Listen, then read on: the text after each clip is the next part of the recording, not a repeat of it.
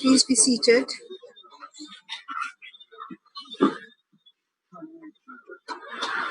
Fellow mourners, South Africa, Africa, and the whole world has suffered a great loss on the 21st of July 2020. The last of the Rivonia trialists, the Baba Andrew Mlangeni, passed on at the age of 95. The Mlangeni fellow mourners, the Mlangeni family, this memorial service today is a celebration of a life of service and sacrifice, a life of courage and determination. We will hear from our speakers today of the many facets of this gentle giant, Baba Mlangeni. My name is Lindiwe Sisulu. I will direct the program here together with the family of Mlangeni at his home. On behalf of the National Executive Committee of the ANC, Comrade Nkosazana Dlamini Zuma is a co-director as well, and she will be directing the program from Pretoria. We will be co-directing this program right through to the end. We will now start our proceedings with a prayer from Father Shia, and we would like him please to come and open this session with a prayer. And those of us who are able to stand up will stand up, the family will remain seated.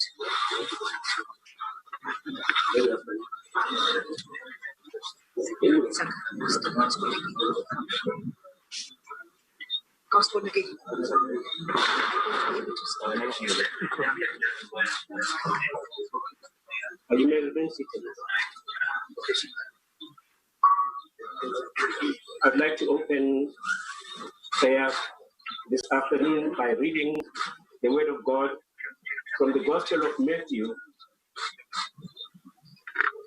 Jesus said to the crowd, "The kingdom of heaven is like treasure hidden in a field, which a man found and covered up. Then in his joy, he goes and sells all that he has and buys that field. Again, the kingdom of heaven is like a merchant in search of fine pearls, who, on finding one pearl of great value, went and sold all that he had and bought it. Again, the kingdom of heaven is like a net which was thrown into the sea and gathered fish of every kind. When it was full, men drew it ashore and sat down and sorted the good into vessels, but threw away the bad. So it will be at the close of the age. The angels will come out and separate the evil from the righteous and throw them into the furnace of fire, where there will be weeping and gnashing of teeth."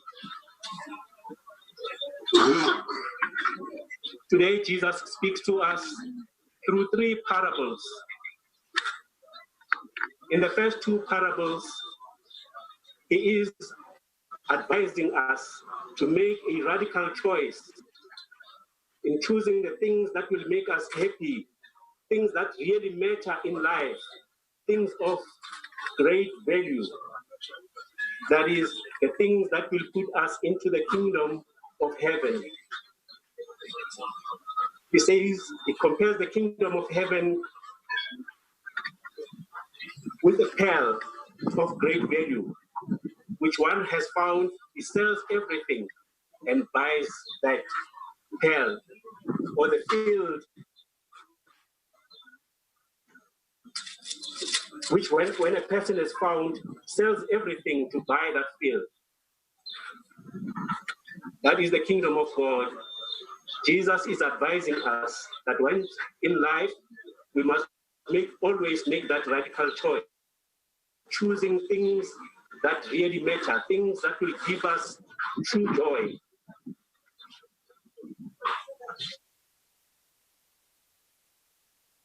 make that radical decision, radical choice, we face the consequence of being cast out of the kingdom at the end of time, at Judgment Day. Today, as we're celebrating the life of Ntate Mlangeni, we remember him as a man who made that radical choice. He saw what mattered in life, and he sold everything so that he could get that pearl of great value. In the eyes of men, in the eyes of the world, it looked like a not so wise thing to do. But in reality, he saw the pearl of great value, and he sold everything. Even if that meant going to prison, that was the radical choice that he had to take. Because he knew, he believed, as a disciple of Jesus, that is what will give him meaning in life, that will give him true joy. And we are certain that now that he has passed away, at judgment, he will not be thrown away. He will be welcomed into the kingdom of God because he sacrificed. He was a man of wisdom. He made the right choice. He was like Solomon, who asked for wisdom. He did not seek an immediate pleasure, but he chose a pearl of great value. Today, our prayer to God is a God, our Father, we thank you for the gift of this great man. And we pray for that spirit which we gave, that it may be the spirit that permeates us, that we may see what really matters in life, that we may succumb to the vision of Christ, that we may be true disciples of Christ and not choose things that gives us just temporary pleasure. We pray today for all South Africans that the spirit which inspired Ntate Mlangeni may continue to inspire us, that we may stop at nothing in selling everything that we have so that we may acquire that pearl of great value. Let us pray. God our Father, as we are gathered today to remember this, your disciple, we thank you, Lord, for his life. We ask you, Lord, to continue to inspire us, inspire all of us, that we may follow in his footsteps and become your disciples. We pray for his family, that you may continue to heal and console them. We ask this through Christ our Lord. Amen. Thank you, Muruti. We will now be going on to the second item, which will consist of the Secretary General of the ANC, Comrade Ace Magashule, welcoming the family. But before we give over to Comrade Ace Magashule, I thought for his benefit, it is important that he knows who the members of the family are, whom we have with us today. We have on the first couch, Silo, the son of Comrade Mlangeni, the youngest in the family, the second son of Comrade Mlangeni, Aubrey being the first son who died unfortunately in 1998. Silo is now the head of this family in terms of the tradition of the Mlangenis and has been living with Uncle Andrew and has been doing everything that his son would do. Thank you, Comrade Silo.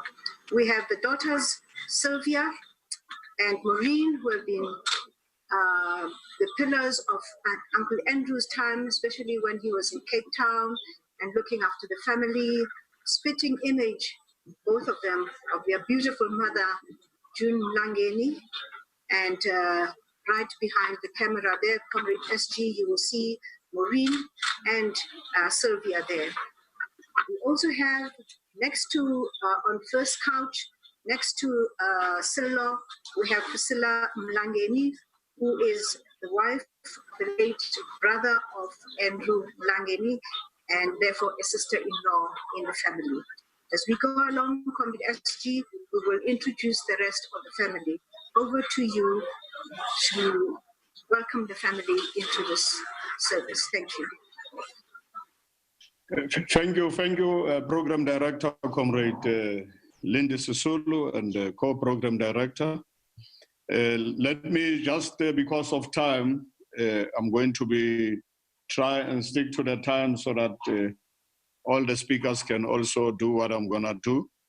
Let me welcome the Treasurer General and all members of the National Executive Committee of the African National Congress, as well as the leadership of the ANC Women's League, led by the President, Comrade Batabile, and the Youth League, led by Thandi Mahambahlala, our veteran leadership, Comrade Snuki, and the entire leadership of our alliance, led by Comrade Soli, Mapaila, as well as Comrade Begin Jalinjal.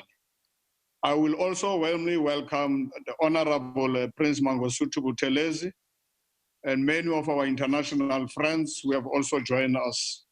Among them, with us today is the Honorable Comrade Jerry Kanjo from SWAPO, who is also a member of parliament, who was together with Comrade Mlangeni, a political prisoner on Robben Island. Let me also welcome Major General Chang from the Defense Attaché of the People's Republic of China, and Lord Jonathan Oates of the United Kingdom, as well as the branch leader, Comrade Vuyisile Mbaka, and all other leaders, particularly of Mkondo Wesizwe. I've seen Comrade Ronnie, I've seen Comrade Spiwe Nyanda, I've seen Comrade Tokyo, and let me also recognize the presence of Comrade Khalima Motlanthe. We are gathered here, comrades, with heavy hearts because of one of the tallest trees among the leaders of our revolution has fallen.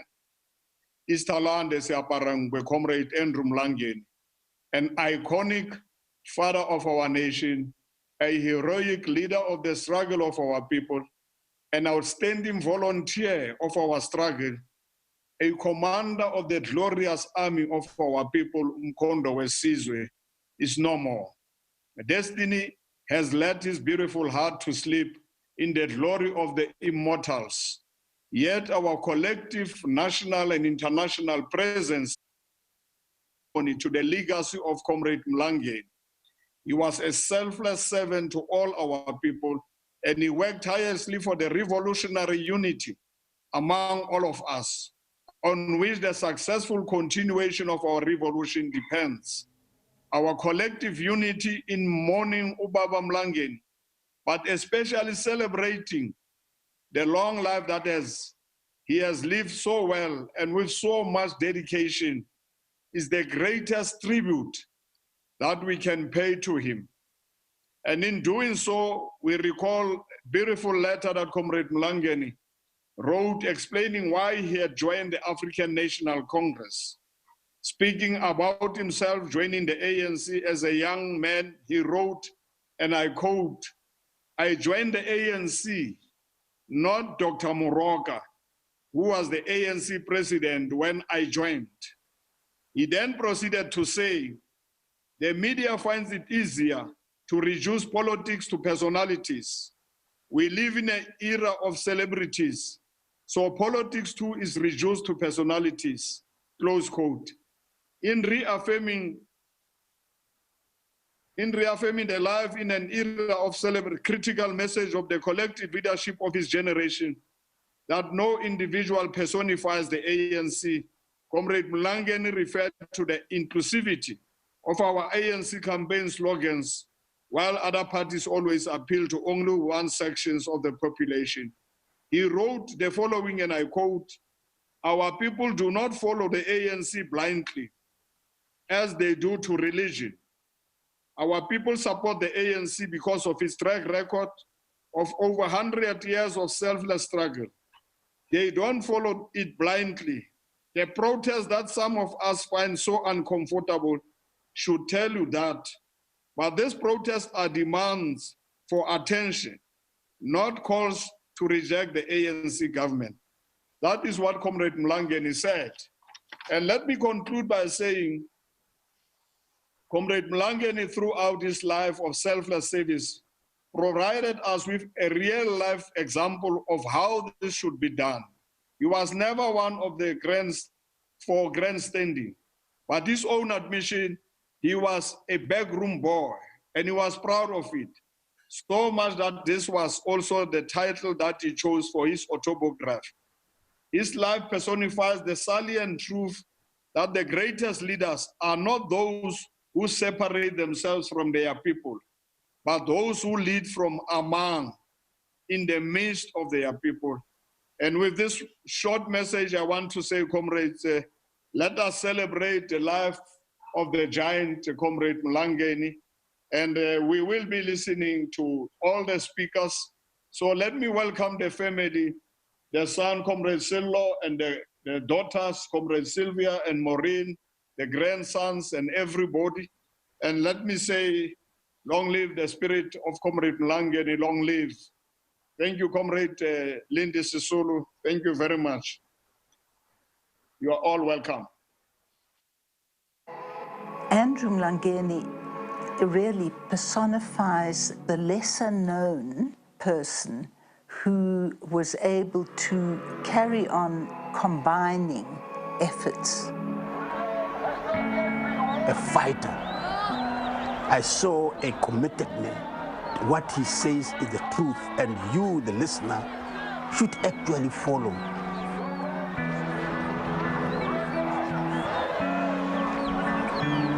Mlangeni sacrificed his life to sit in prison for life. He was prepared to die. We need sacrifices. People have to sacrifice. Dedicated, committed comrade, a member of the Communist Party, a member of ANC, in the liberation movement. They called him the robot. It summed up his personality. You put the switch on and say, go, and he just keeps going. Nothing will make him stop. I know what it is to fight for freedom. I expected to be in prison at some stage, at some time. One of the things that Comrade Mlangeni represents is a collective leadership. You don't have a leader in the ANC. If you were to ask any member of the organization whether they joined in order to occupy positions of leadership, every one of them, the last person, will say to you, no, we are joining this organization in order to serve. Now we talk about Madiba as the saint who single-handedly brought us freedom. And I think it does an injustice to the other great leaders and the many activists. He is senior in this. He was part of the Rivonia trialist, but has served as an ordinary member of parliament throughout that period. To be a good leader, you have to know how to be led.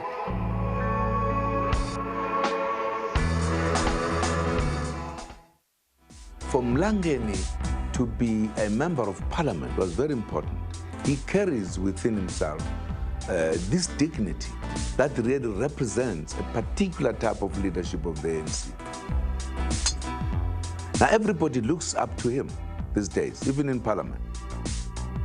That's why he's even in the integrity committee of the ANC that has been established now, of the old comrades who must serve to help maintain the values of the ANC. Just through his force of example, he's made it possible for the organization to say to its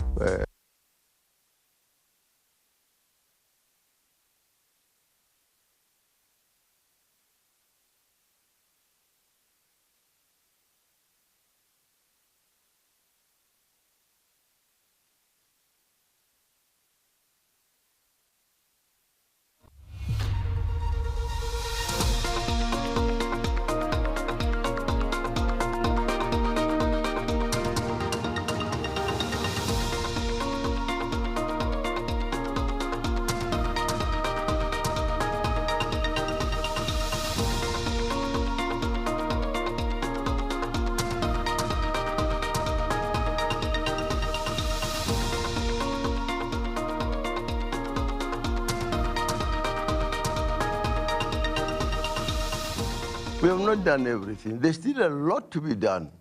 A lot.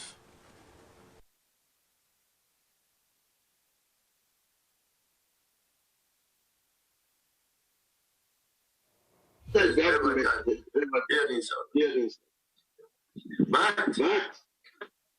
we've not done everything. No. We've not done everything. There's still a lot to be done. A lot.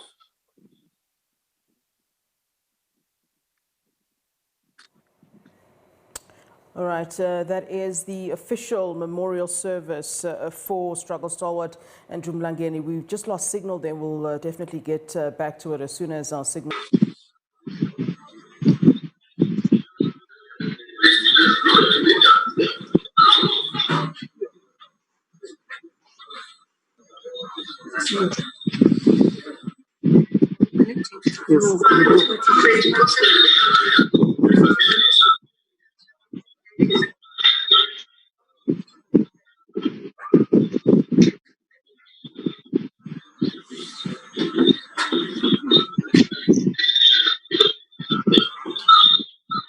Comrades, because of course, some people are quite upset about the fact that we'll be alternating from one venue to another.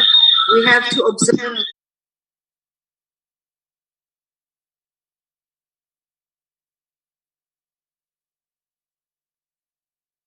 those who were denouncing Zuma's address at the Mlangeni Memorial Service. And of course, we heard some word there from the former president as tributes were being paid to Andrew Mlangeni. We'll try to get back that signal back up and take you back to Soweto, where the Mlangeni has lived a very rich life. He has lived and worked on this earth for over 95 years. Our lineup of speakers reflect this long and full life. He was part of many. Thank you very much, Comrade SG, for that warm welcome. Joining and the video. One. Has lived a very rich life. He has lived and worked on this earth for over 95 years. And organized. Our lineup of speakers reflect this long and full life. Importance of an he was part of since he was organized and the interim leadership had to rebuild the ANC. We start our program with a message from the following comrades.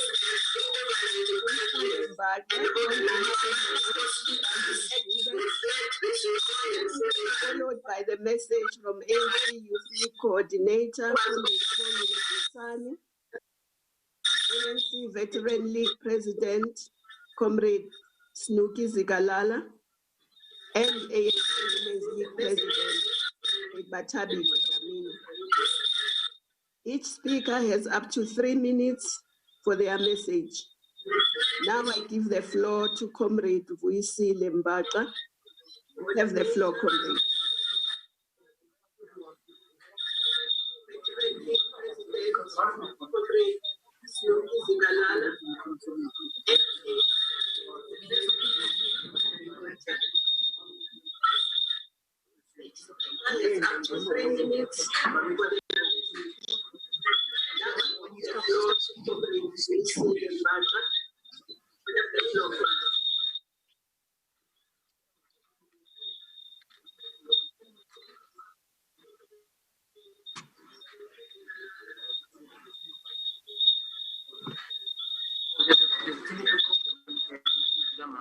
It's okay, but all right, Dr. Nkosazana Dlamini Zuma, also they're paying her tributes to Ntate Mlangeni. Unfortunately, as you can hear from there and see from there, we are having some technical issues with that feed. Of course, we're doing things very differently this time around. People paying their tributes from home, of course, sending videos and so forth, and doing it via Zoom and so forth. So, of course, we'll certainly try to get back to that, but please bear with us, as, of course, you can see that with these things, there will be problems in some instances. Let's take a short break. Do stay with us here on SABC News.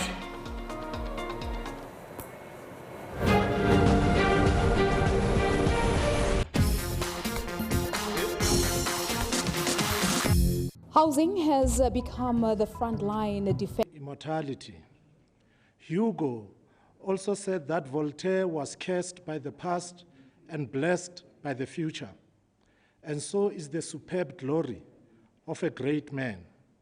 This exhortation fits Babu Mlangeni and many of his generation, whose legacy is engraved in every South African and the world over. Babu Mlangeni belongs to a generation that conceived freedom in our lifetime. They worked and sacrificed for this vision. They paid with blood and sweat.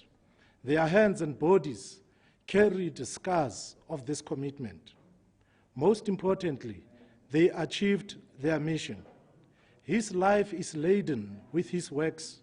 Andrew Mlangeni overcame hatred, and therefore the future has no capacity nor capability to forget him. How else and what else can we learn from these worthy ancestors? Lessons are immense and profound, but the most present and relevant is that young people have on their own placed economic freedom at the heart of their struggle. Therefore, it is only with the hands of the youth that the Youth League can be reconstructed for genuine renewal. It is only with their voices that young people will be able to attract their peers to fulfill the twin task of the ANC Youth League. It is only the vibrancy of the youth that is capable of harnessing the youth energy towards economic freedom. COVID-19 has shelved any hope that renewal of the Youth League can be championed outside the Youth League members. Time has come that we keep a healthy revolutionary distance from youth affairs and provide guidance and wisdom from that birthright. If we don't, we will be cursed by posterity and thus fail to emulate Istalandwe and Andrew Mlangeni. The great servant of the people is no more. The indomitable soul has rested. The sharp tongue that spoke truth to power is silent.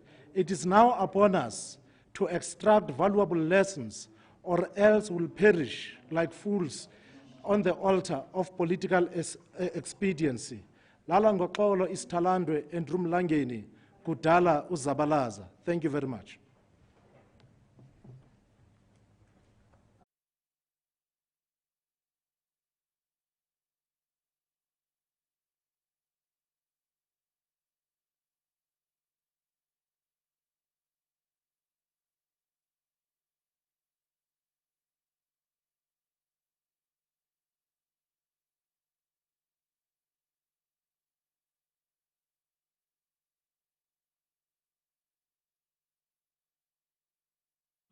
I can't.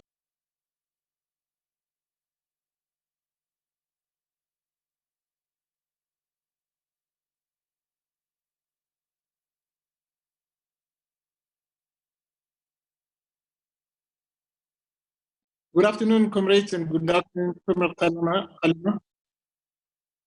The ANC Veterans League is deeply saddened by the passing on of Ntate Mlangeni Isitwalandwe Siyabarangwe, the last remaining Rivonia trialist, a dedicated and a gallant fighter for the freedom of his people, right to the end of his adult life. Ntate Mlangeni was a disciplinarian and did not compromise on the integrity and dignity of the ANC. When we accidentally met in Pretoria at No. 1 Military before the lockdown in March, he was extremely concerned with the ANC's political morality and lack of decisive action against those found wanting. I quote, "As a leader of society, we should always adhere to political morality, but retaining the moral high ground is what has defined us as the ANC for decades. We should not allow individuals who are greedy and unethical to destroy the trust we have from society," close quote, he said. Ntate Mlangeni strive for ethical leadership in the ANC. As a member of the Integrity Commission, he boldly and fearlessly confronted those who were found wanting and demanded that they recuse themselves from their positions in the ANC and in government until they appear themselves.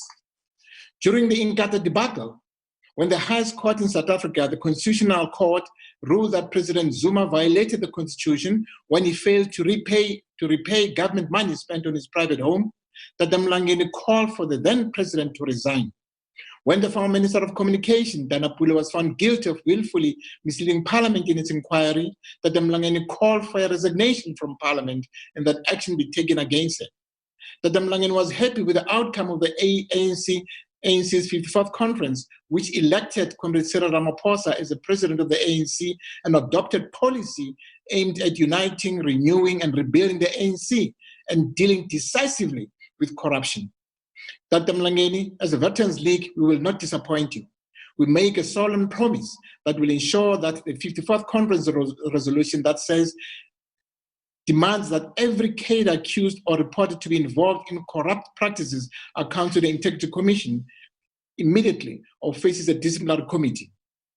Ntate Mlangeni, as a member of the Veterans League, we understand that those stepping aside in the face of allegations of corruption or unethical conduct is a question of principle.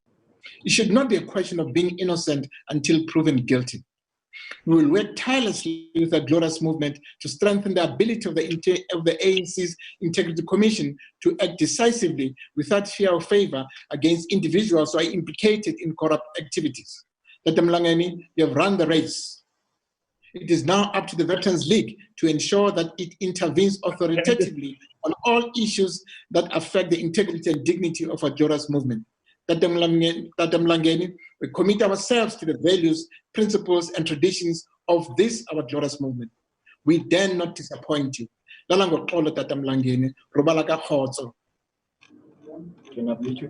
Thank you, comrades. Now we would like to call on the ANC Women's League, Comrade Bathabile Dlamini. Directors of the program, Comrade Lindy Sulu, Osazana Dlamini Zuma, the SG, the President, TG, NEC members, the Mlangeni family, the SACP, Kosatu, and Ubabu Mangosuthu. The ANC Women's League would like to pass its deepest condolences to the family of Ubaba Mlangeni. The Women's League would like to thank Baba Mlangeni for who he was. He was very outspoken and never waited for anyone to speak for him, but he never harbored antagonism and hatred. It is very clear to all of us why he joined the ANC. And we needed people and comrades and leaders, stalwarts like Baba Mlangeni to enjoy the fruits of liberation. It's very clear also that he had a full understanding of the full might of the apartheid system. And that is why he never thrived in divisions. After grilling you, for those who have been to the Integrity Commission, he would never make you an enemy. And he would talk to you nicely, treat you like a comrade. And when you meet him, you would expect him to act with a very negative and hard attitude, but he would accept you as a member of the African National Congress and a leader of the African National Congress. The heroic struggles he waged against the enemy led him up until his last days. He never surrendered. He never undermined people. And he had utmost respect for everyone and worked very hard up until his last days. He never left the ANC. And therefore, as the Women's League, we are calling upon all those that are South Africans and members of the ANC to together with us join those that are celebrating the life of Ubaba Mlangeni. And we plead to the coming generation after Babu Mlangeni, ukuthi siphathe ngoxolo, isilide ngendlela efanelekile, so that sizokwazi ukuba ne-future engcono. Ngiyabonga.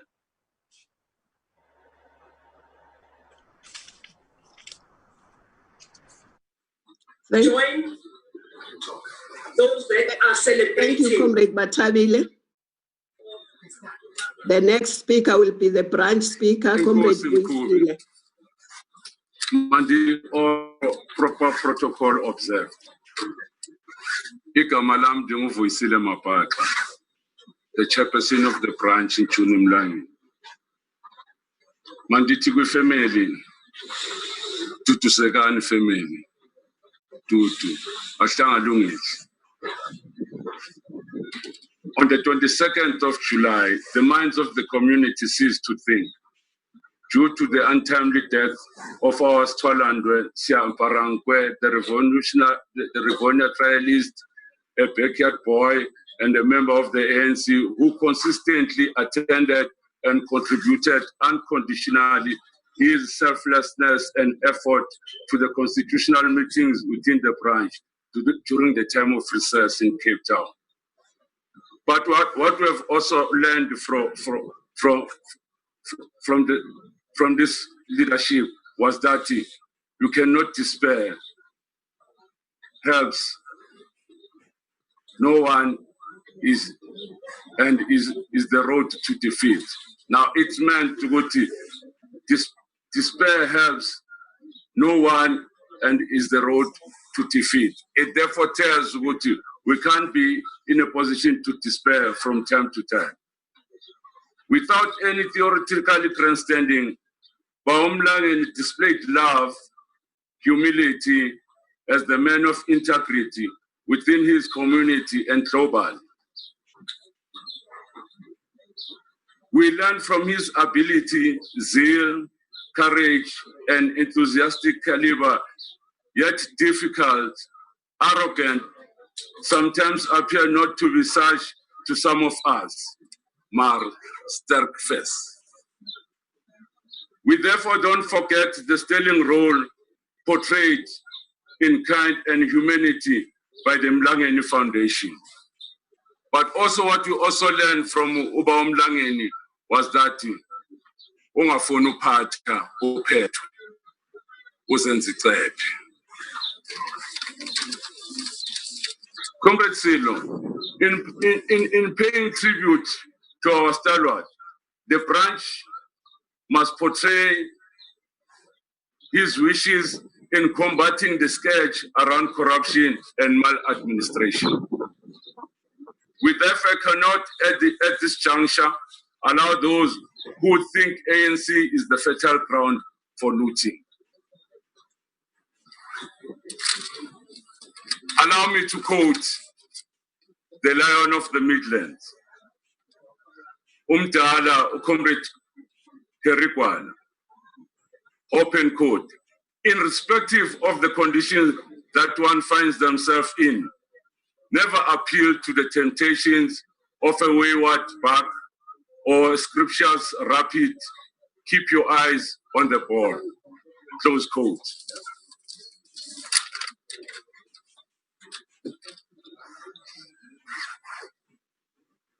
I want to also say once more, Comrade Zelo, that the branch will pursue the initiative by the Each One Teach One Foundation in partnership with the Italionga alumni upon renaming the Italionga Senior Secondary School after Obaba Andrew Mlangeni.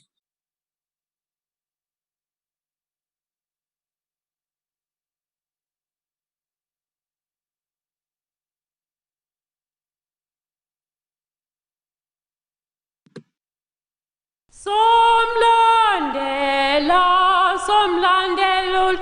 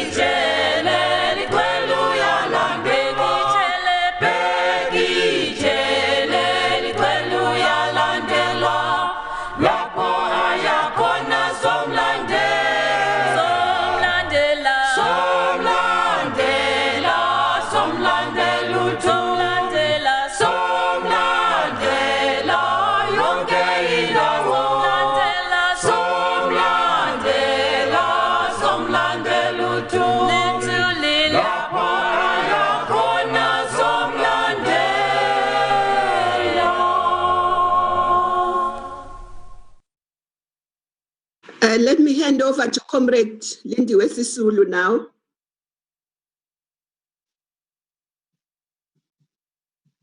Comrade Lindiwe, are you there?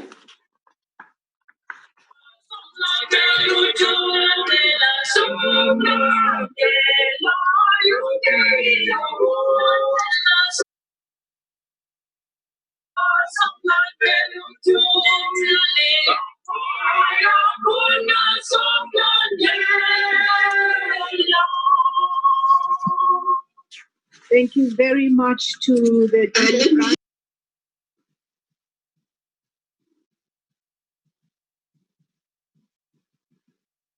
Is she there?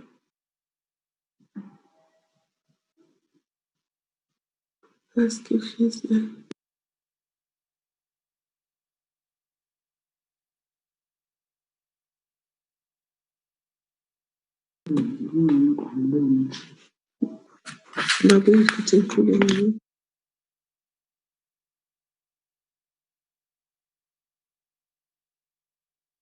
We can't hear her. She's talking. Sorting audio, thank you. We need to sort the audio. We can't hear her. Who's sorting? In Soweto. Well, someone. Yes, in the venue they can hear her, but on Zoom and on YouTube and on Facebook.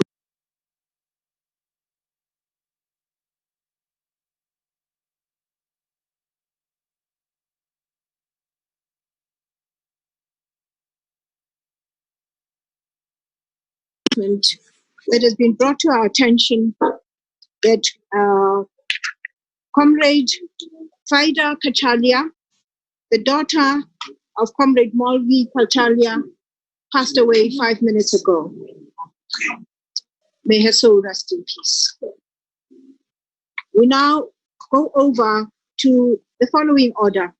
The speakers that follow reflect his multifaceted life in the following order.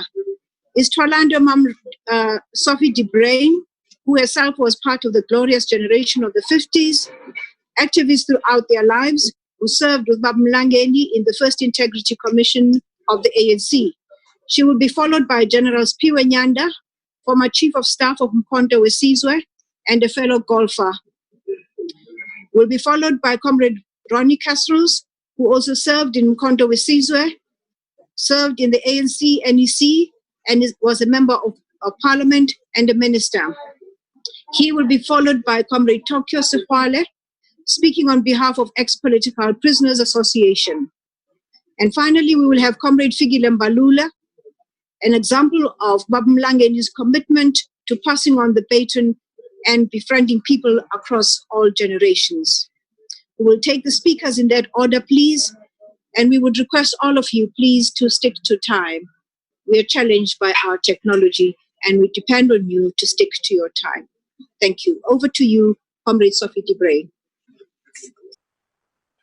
Good afternoon, comrades and friends, and good afternoon also to the family of Comrade Andrew Mlangeni, to his son, Cello, his daughters, Sylvia and Maureen, and to all the other members of his family, and all protocol observed. Thank you, Program Director, for this distinct honor to have been asked to speak at this memorial gathering, paying homage to a unique human being who has so befittingly been described in numerous tributes this week, and which is also well documented. When I first learned from Comrade Kuru Mbata that Comrade Andrew was hospitalized, I wasn't so much concerned about the COVID-19 because for some time he had been in and out of hospital for short periods, lasting for about 1 to 2 weeks. And so I took it for granted that Comrade Andrew would soon be out. But I must say I was very shocked when I received the news of his passing. to the full extent of it, when the full extent of it sunk in afterwards. And that is when my emotions played havoc with me. And I had to sit down for a bit to compose myself. For me, it seemed so sudden and unexpected. And you may wonder why. It is because I had become accustomed to him popping in and out of hospital. And when he was discharged, he carried on with his life normally. I knew Comrade Andrew since the 1950s during the old Congress days. He was, of course, senior to us youngsters, like Comrade Mosi Mula and Abdullah Jesset, to name a few. That was instrumental in the campaign for the Freedom Charter, that was drawn up and declared by the Congress of the People in Kliptown. And then years into our democracy, a democracy that he played such a key role in achieving. We were back in Kliptown for the nation building and cohesion launch a few years thereafter. And we had some time before the official event to stroll around the parts of Kliptown. This time, we saw no barren ground like in the 50s. There were now all manner of shacks and overlooking dwellings. And Comrade Andrew said to me, "Tell me, Sophie, what is it about our government that allows Kliptown to remain in such abject poverty? Such an important place that should have been given priority to be upgraded for obvious reasons." Seeing the neglect and degradation disappointed him greatly. During the years when Comrade Andrew and his fellow Rivonian trialists were locked up in Robben Island, I was living with the exile community in Lusaka. When we returned to South Africa, I was assigned to work at the ANC headquarters in Shell House as head of personnel in the office of the SG, Comrade Kosa. Comrade Andrew was appointed head of transport, a duty he carried out diligently, efficiently, and he managed a lot of complexities. He was strict to a T and was determined that the ANC resources will not be utilized under any circumstances which will benefit those that used it. And so he often butted heads with some of his team drivers when they could not produce petrol slips. And until you provide it, that is when you'll be refunded, you will say to them. So in later years, we collaborated again in our work of the Integrity Commission of the ANC. Comrade Andrew was the chairperson and drove the IC for several years. He was appointed a member of the current IC until his last days. During his term as chairman of the IC, he always brought forth the need for high morale and ethical values for the ANC into our discussions and debates. He was a great listener, and he listened carefully to all opposing views. He listened, consulted, and was also strategic in his decision-making. All members of the ANC who appeared before the IC were treated with respect and compassion, regardless of their rank in the organization. Another quality of his was that he never favored any single view. His approach was fair, and he never hesitated to take unpopular and difficult decisions. Like in the case of the past president of that time, who was asked to step aside by the IC.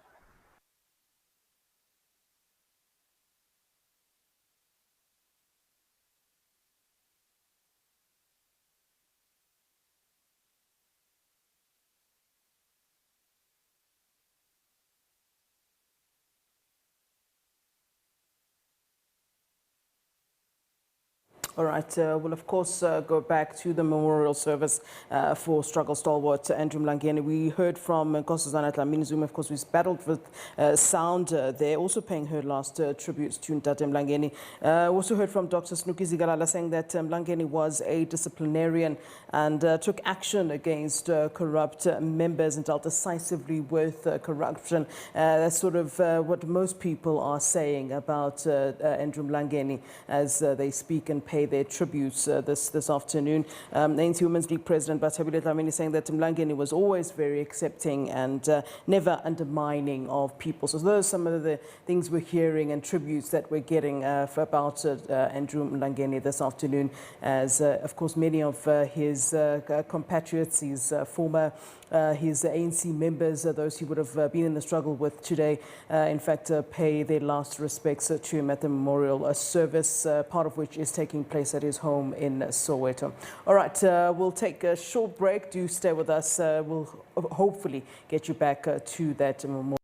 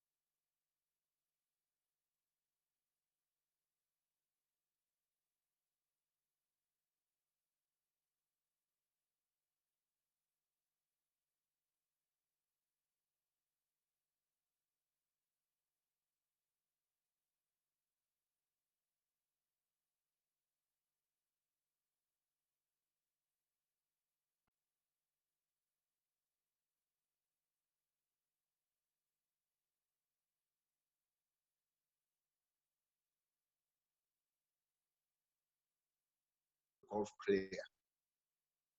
He had a passion for the sport.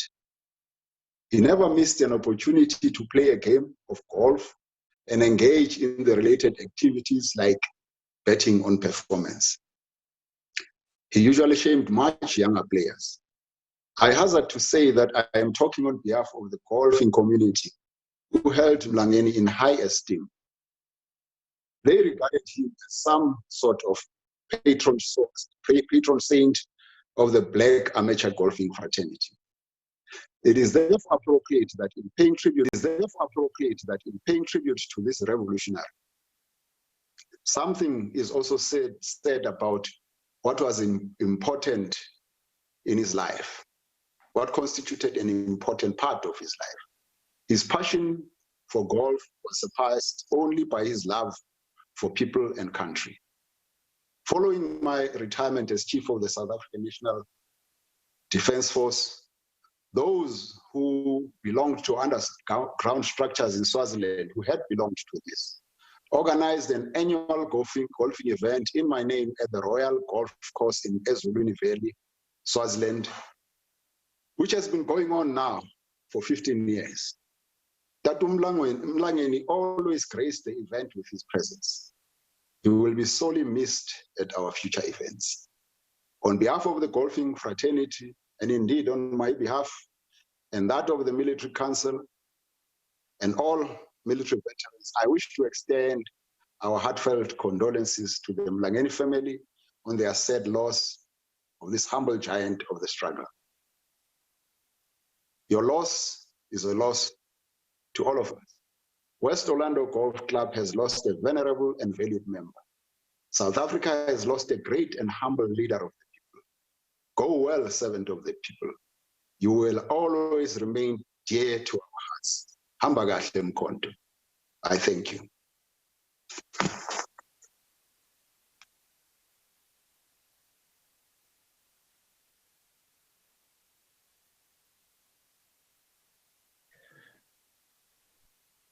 Thank you, Comrade Chair. I think it's my turn, Tokyo, if I may. Chair, thank you very much for the introduction. Heartfelt condolences to the beloved family and salutations to the leadership. I'm very grateful to have been invited to speak. Chair, I'll just provide a very short anecdote. You know, Comrade Mlangeni, of course, was the last surviving member of the Rivonia accused. He was also the first recruit into MK, courtesy of Comrade Madiba, who turned to him because he had seen Comrade Andrew's wonderful qualities, the honesty and integrity of the comrade during the 50s, which was the bedrock of his courage and dedication. The anecdote I referred to is when I first met him in the company of Joe Modisi. I was based in Durban, early 1960s, and the two came down. We were providing them with some dynamite for very good and healthy purposes of struggle that we had liberated from a construction company. And we were loading some of this into one of their vehicles. I complained to Comrade Modisi, who was actually commander of Comrade Andrew, by the way, at that stage already. And I said, you know, we're having big problems here carrying out the tasks, Commander. We have one car, it's hot, and we can hardly work.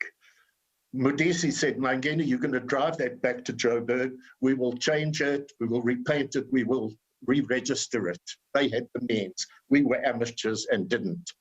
They promised between them to replace that vehicle. That promise never happened. Comrade Modisi had to skip the country soon after. Comrade Andrew, as we know, was soon imprisoned. So fast forward to the early 1990s at the Shell House headquarters of the ANC, where Comrade Andrew is the officer in charge of transport. And I go along to him with my requisition form for a car. I'm working with the organizational department. And he says to me, you're a bit late today, Ronnie. You're going to have to wait in line. We don't have many cars. So I decided to put on my poker face and I said, Comrade Andrew, I'm not last in line, I'm first in line. He looked at me very severely, and we all know how he could look severely at one. And he says, what are you talking about? I said, well, I've been waiting for a car from you since 1963. You never fulfilled that promise. He burst out laughing. He didn't provide any favors. There was no cronyism. It was all principled stuff. I waited for my car for a couple of days and then received it. It's not the most heroic anecdote about Comrade Andrew's life. They're death-defying, death-facing anecdotes which showed his mettle, his commitment, his steel. He never broke under interrogation. They tortured him brutally, and he had lots of secrets under his hat. And that brings me to basically the example of his life. Of course, there are many qualities he had, and comrades have eloquently referred to them. But this quality of honesty, of integrity, which Comrade Sophie and Comrade Snooky have referred to, are fundamental. They provide the strength, the courage emerges out of that honesty, which is service to the people. And then the courage and the discipline, the determination, the dedication arise out of that. That was the golden standard of Comrade Andrew's whole life, not the gold standard of money or the dollar standard of wealth and greed and acquisition, but golden in the sense of purity. He was a pure person, a pure human being, honest as the day is long. And it's that integrity and honesty that always helps, whether it's the individual, we're all flawed, whether it's a family with their problems, whether it's society, a country, a nation, fighting all challenges. If the bedrock is honesty, which is all about principle and integrity, no matter what the problems, one can surpass them. That, for me, is the actual essence of the life of not just Comrade Andrew Mlangeni, but that pantheon of golden figures of the Sisulus and the Mandelas, the Lutulis, way back to 1912 and further back in history. That commitment, courage arising out of absolute purity of humanity, which our people have known in Ubuntu. And that must be, aside from the rhetoric and the homage we pay today, it must be the lesson that we show, that we follow, that we teach our youth, that we hand down to coming generations. If the legacy of Comrade Andrew Kawe Amakawe and those of the pantheon of the Mandibas and the Sisulus and others is to last and is to help us overcome every challenge and do what the purpose of the ANC and the movement is, to change the country, to serve the poor, to overcome inequality and poverty. And for me, comrades, this is the legacy of the pureness of heart and mind of Comrade Andrew Mlangeni and his generation. Siyabonga kakhulu, comrades.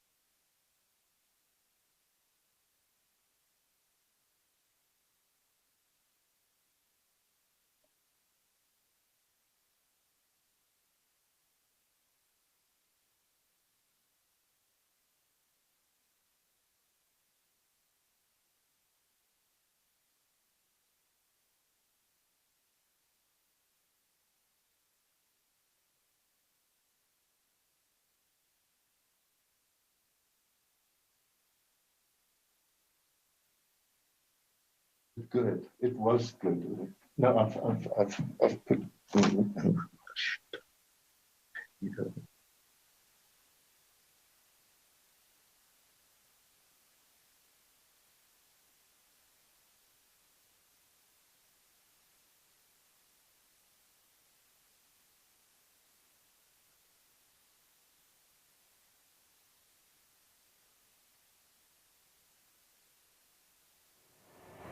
All right, we're waiting for Ntate to unmute himself there, but some really touching words from Ronnie Castrols as well, a fellow former MK, of course, serving with the likes of Nelson Mandela and Andrew Mlangeni. He says that Andrew Mlangeni was the first recruit in the MK thanks to Nelson Mandela, and the honesty and integrity of Mlangeni is what you spoke of there. I think two words that are often used to describe Andrew Mlangeni. And of course, sharing some heroic anecdotes of the struggle hero and some, I suppose, funny stories that they would have shared together as comrades. I think we often hear how he never sort of snitched on any of his comrades, regardless of what information or whatever that he had with him. Of course, courage then being the characteristic of his that many... Thank you very much. I say program director, Comrade Lindy and Comrade Nkosazana, the family of Mlangeni, the leadership of the ANC as elected.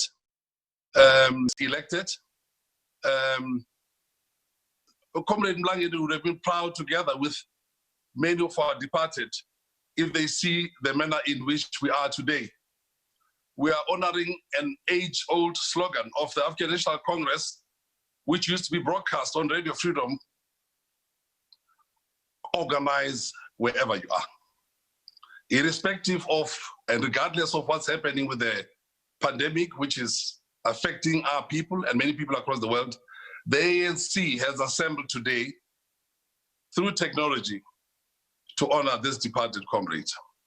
I'm happy to be part of this. We knew him as Motokwa. That's what he called himself. That's how they referred to him on Robben Island. Because when the leadership arrived there, they gave themselves different names. They came in as Mandela, but they came out as Madiba. Zizi, that was Governor Mbeki. Pamela, that was Comrade Sisulu. Mbona, that's Comrade Mukwai. Comrade Kathy, Comrade Comrade Kathy, because he didn't have a name, they used to call him Comrade India. And then, of course, Mlangeni, Mutlok. He knew it all. He passed his life through the poverty-stricken areas of Bethlehem in the Free State. He knew it all. He was a member of the working class as a bus driver. He joined the Youth League. His party is not dissimilar to many of our people and many of our leaders. He joined the ANC, was a member of the Communist Party, as well as Umkhonto weSizwe, a founding member when he was called upon to do so. Man of courage. Because you remember that those comrades were called upon to form Umkhonto weSizwe. It was not about how well prepared you are to die for your people. This time around, it was how much prepared you are to kill for your people. That's how we should locate the courage and bravery of a comrade such as Mlangeni, who joined the ranks of the Rivonia people. But Comrade Mlangeni was, like other leaders, a consummate organization man. Could not operate outside the organization. He was a consummate leader who believed that without the organization, there is no farther that we can go. That is why our organization today needs to be salvaged.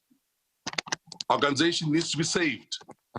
Our organization needs to be nurtured if we are to survive as the ANC.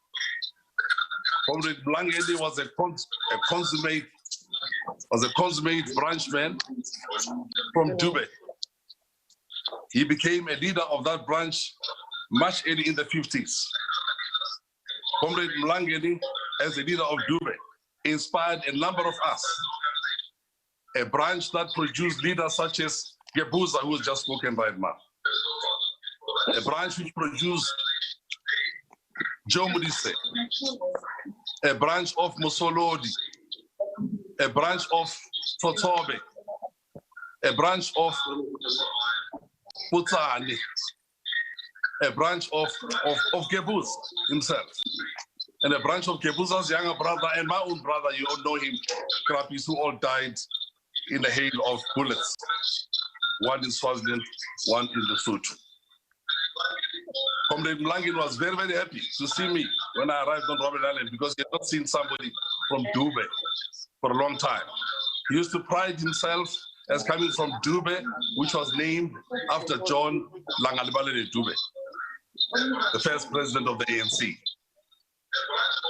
Comrade Mlangeni leaves a legacy of discipline, of courage, of commitment, of consensus, and of a leader who's humble amongst the best of the best. He used to be a very sharp point of criticism, a critic against leaders like Madiba, like Governor Mbeki, like Walter Sisulu. They all were equally very open with one another when it comes to self-criticism. The survival on Robben Island was based on the fact that nothing was taken by them for granted. Everything had to be discussed. Everything was subjected to criticism. Mlangeni, on our release from prison, or shortly before the release, was one of those comrades who questioned Madiba very, very, very closely in respect of the discussions that Madiba had at that time started in prison with the then P.W. Botha, subsequently with de Klerk. He didn't take things for granted. Had to make sure that he's not follow my leader. Madiba Wizang. What are you discussing with the Boer? And it's only when you are satisfied that we are on the right course that he accepted to participate in the whole campaign for us to prepare for negotiations. Because in prison, we never negotiated. Prisoners and oppressors cannot have a consensus on contracts. Only free men can negotiate. Therefore, Comrade Mlangeni was one of those strong leaders in prison who made sure that Comrade Madiba was adhering to the strict lines of discipline when it came to opening the lines around discussions about these discussions with our enemies. He leaves the legacy of forthrightness, speaking out when things are going wrong within the movement, but also a legacy that says when leaders are elected, if they go wrong, we must criticize them, even to the point if they have to leave office. But also, he must be remembered, not just the fact that he criticized Comrade Zuma and then he had to go. He's a consummate supporter of an elected leader when a person is doing a good job. That is why over and over, right until his last days, he has been calling for us to stand 4 foot square behind the current elected president, Cyril Ramaphosa, so that we don't have all the time this type of a yo-yo where leaders are elected, a la Polokwane, then somebody's gone. Then we go to Mangaung, then somebody's gone. And then, of course, we go to Nasrec. Are we preparing to remove a leader again? If a leader is holding the line, if a leader is disciplined, if a leader reflects his people, Mlangeni has urged right until the time of his death that we stand behind such a leader. We are saying to his family, not just because we come from Dube with them, but because we come from the bigger family of the African National Congress. We have lost one amongst the best. The last man is Sitwalande standing within the African National Congress. His example, his method needs to be emulated. His courage around our ethics, our values of Batupili, Revolution Kebatu, have got to be upheld by us. We must gauge and judge ourselves on the basis of the standards that has been set by these leaders. Sama hantle seaparangwe, istwalandwe. Sama hantle mutokwa, oba dumidise kaofela.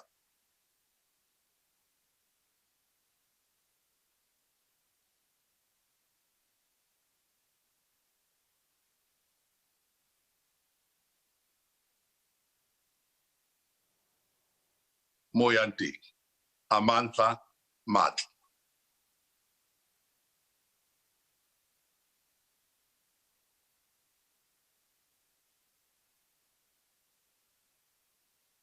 Dlamini Zuma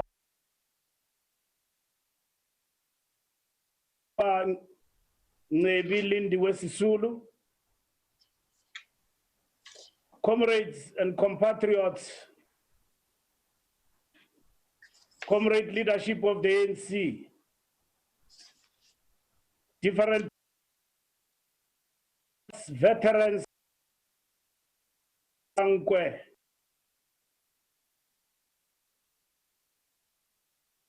with us today. Allow me, in the presence of our leadership, to send my deepest condolences to the Mlangeni family for their loss. Sillo, Maureen, Sylvia, thank you for sharing your grandfather with the nation. Your loss is our loss. Your father and grandfather touched many lives, both in politics and through the work of the Mlangeni Legacy Project.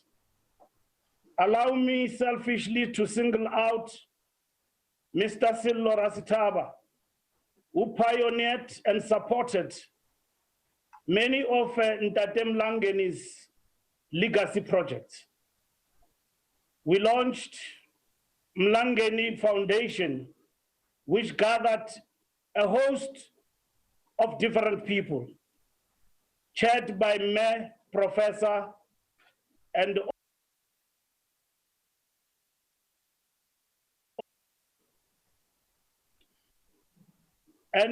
under that, we launched the book, The Green Jacket, Blankets,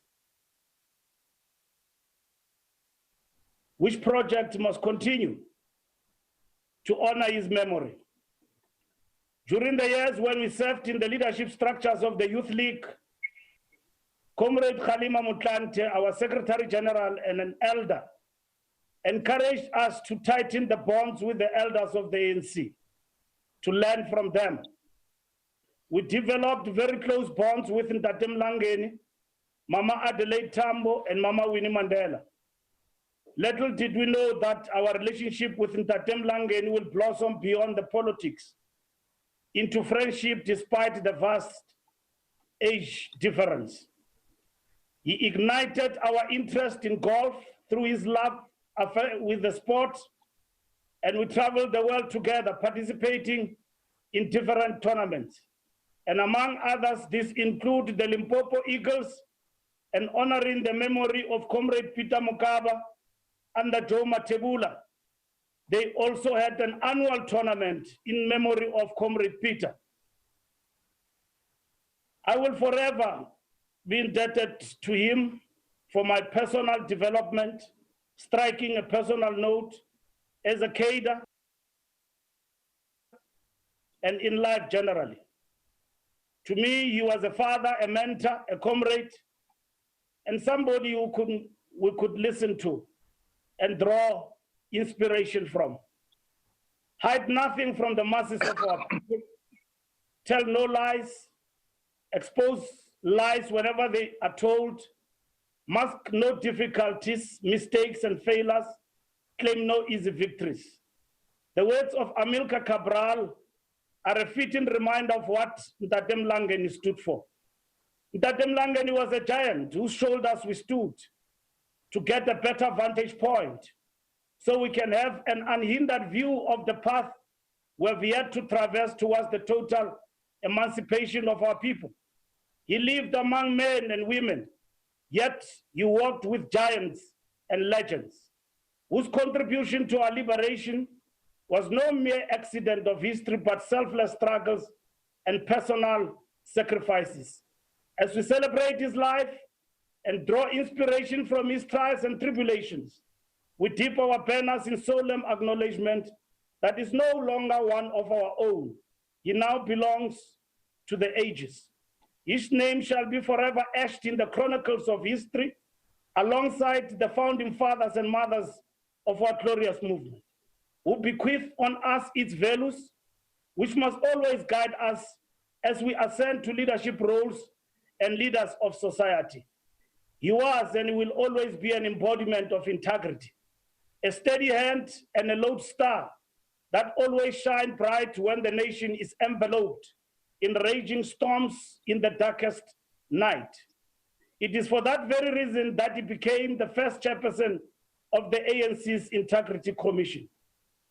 Criticisms or not, there comes a time when bold steps have to be taken to ensure that transformation is realized. Society cannot be paralyzed by perennial caution because people's aspirations cannot be put on hold forever, close quote. These are his words, delivered when accepting an honorary doctorate at the University of Rhodes. These are profound words of wisdom, which those of us in leadership positions must internalize in advancing the mandate of transformation to push back the frontiers of poverty and underdevelopment. It is time we took bold steps towards realization of a dream of an emancipated society. We must remind ourselves of our core message when we sought a mandate for the sixth administration during the 2019 elections. We acknowledge that as a nation, we have learned the harsh impact on society and economy arising from loss of integrity in institutions of state and business and in political and other formations. We have learned hard lessons about the vigilance needed to stop creeping lawlessness, greed and selfishness taking root. As the party of government, the ANC should have acted faster and more decisively. We were remiss in not preventing a drift from the compass of integrity that inspired inclusive society. We have heard the cries of millions about things that went wrong. We accepted the criticisms. Having learned from both the good and the bad of the past 25 years, informed by our history of commitment to the people's cause, we are resolved to make this an era of renewal and hope. Ntate Mlangeni was of a generation that went beyond the call of duty to defend the unity and integrity of the ANC. He worked hard to eliminate alien tendencies and practices. He believed in the principle of criticism and self-criticism. He was scathing in his criticism of our failure to realize the dream of a truly emancipated society. The only fitting honor to Ntate Mlangeni's memory is to walk in a brisker pace towards transforming the nation's dreams. While we appreciate the legacy that Ntate Mlangeni has left us, numerous questions beg to be asked and require honest answers. What task lies before us in order to preserve his legacy? Is the national democratic revolution on track? A nation on the cusp of hope and renewal requires extraordinary responsiveness from those trusted to lead. Are we on track? How do we translate that hope into lived reality, not betrayed by greed and corruption? How do we restore the trust of our people and roll back and broken promises? Whether these are perceptions or lived reality, our task as leadership is to ensure that we push back the perceptions and live the reality that Ntate Mlangeni stood for. Ntate Mlangeni's exemplary leadership was acknowledged and honored both at home and abroad, and the ANC bestowed on him the highest honor. He received military in China and had the occasion to meet Mao Zedong, who led China at the time.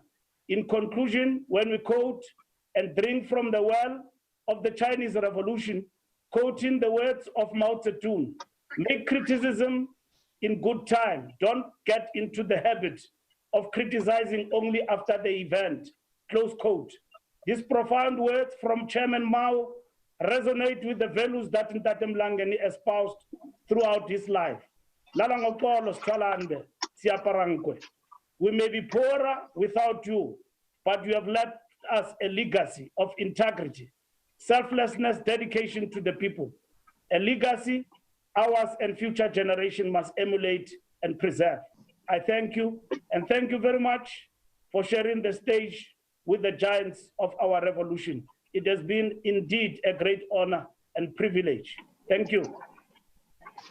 Thank you very much to all those comrades who have given us the most insightful, very touching personal encounters with Comrade Mlangeni.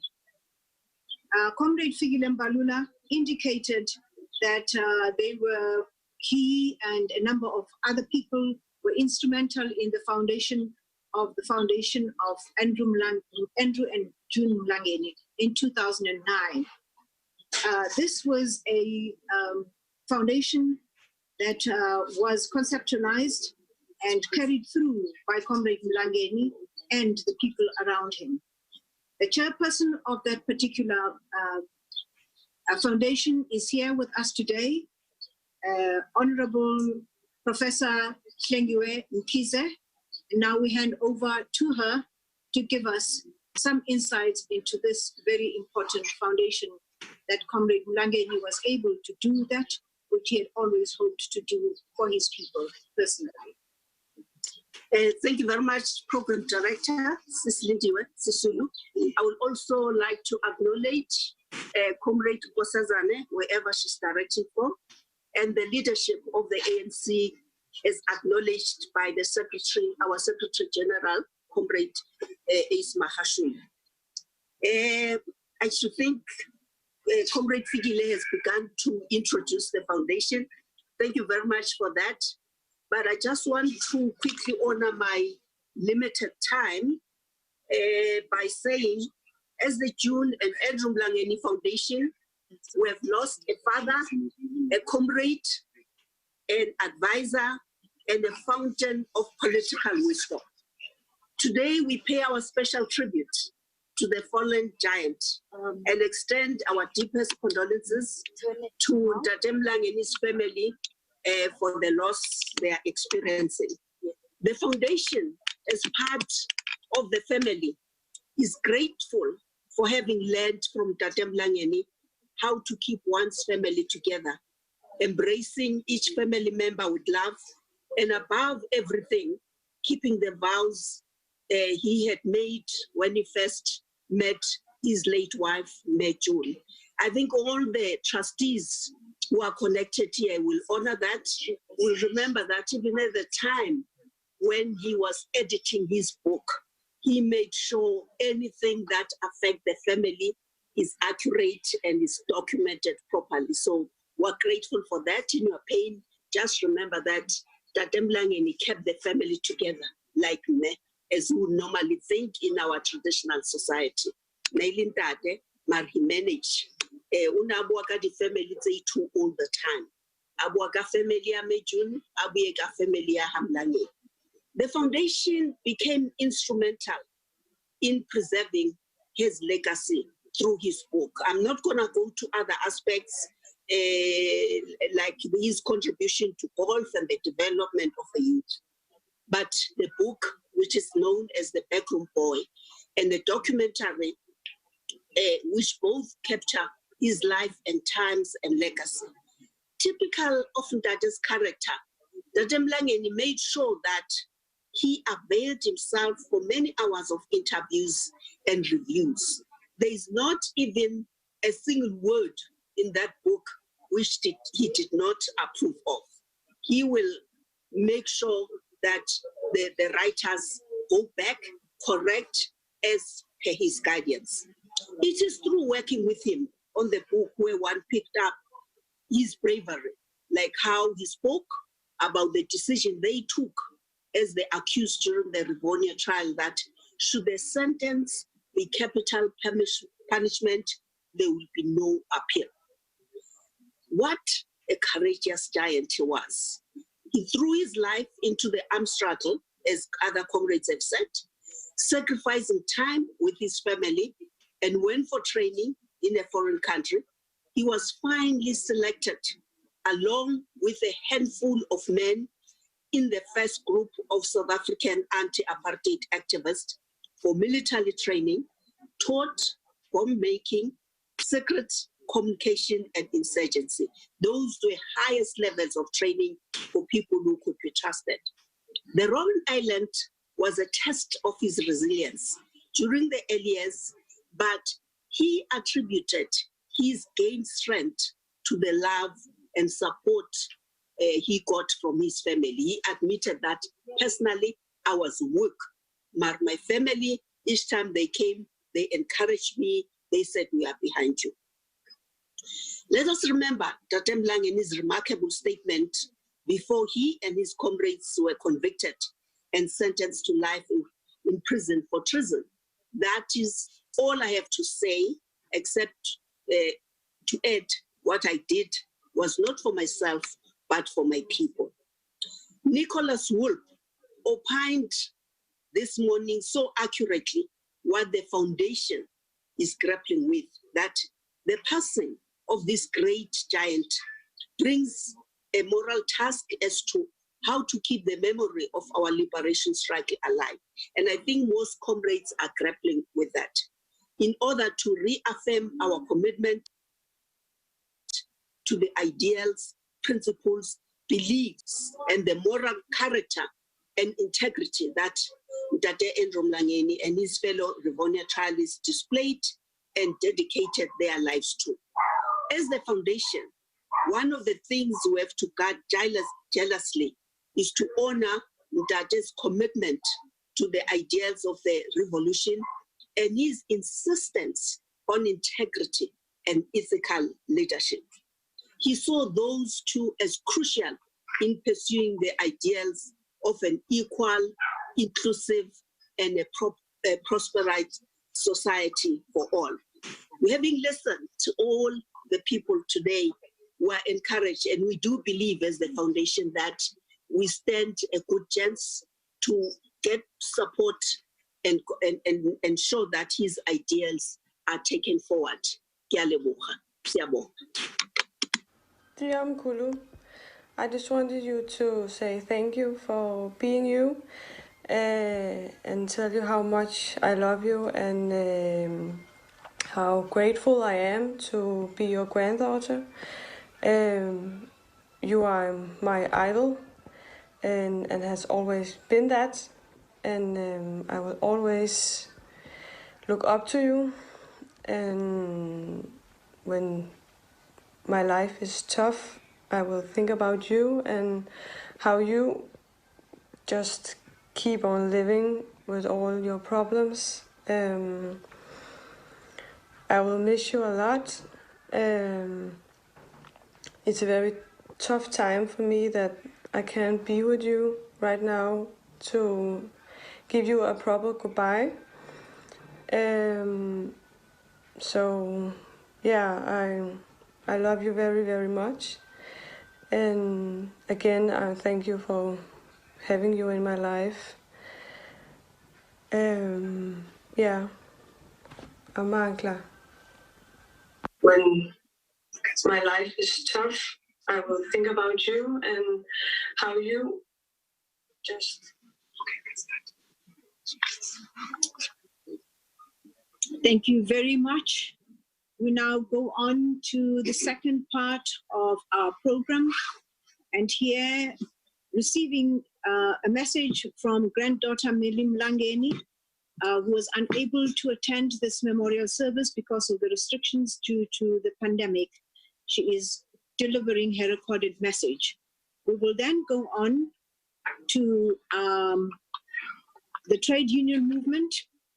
Comrade Mlangeni participated in his first strike as a bus driver, and that exposed him to the union movement. Throughout his life, he understood the importance of the tripartite alliance, and after his release from Robben Island, always availed himself when called upon by either COSATU or the unions, and also by the SACP. It will therefore be fitting that we go on to ask both COSATU and the SACP to give their messages of support. These will come immediately after the granddaughter, Millie, has finished her tribute to her grandfather. I therefore would like to call on to Begin Chalinchali and Soli Mabaila to go on immediately after Millie has spoken. Thank you.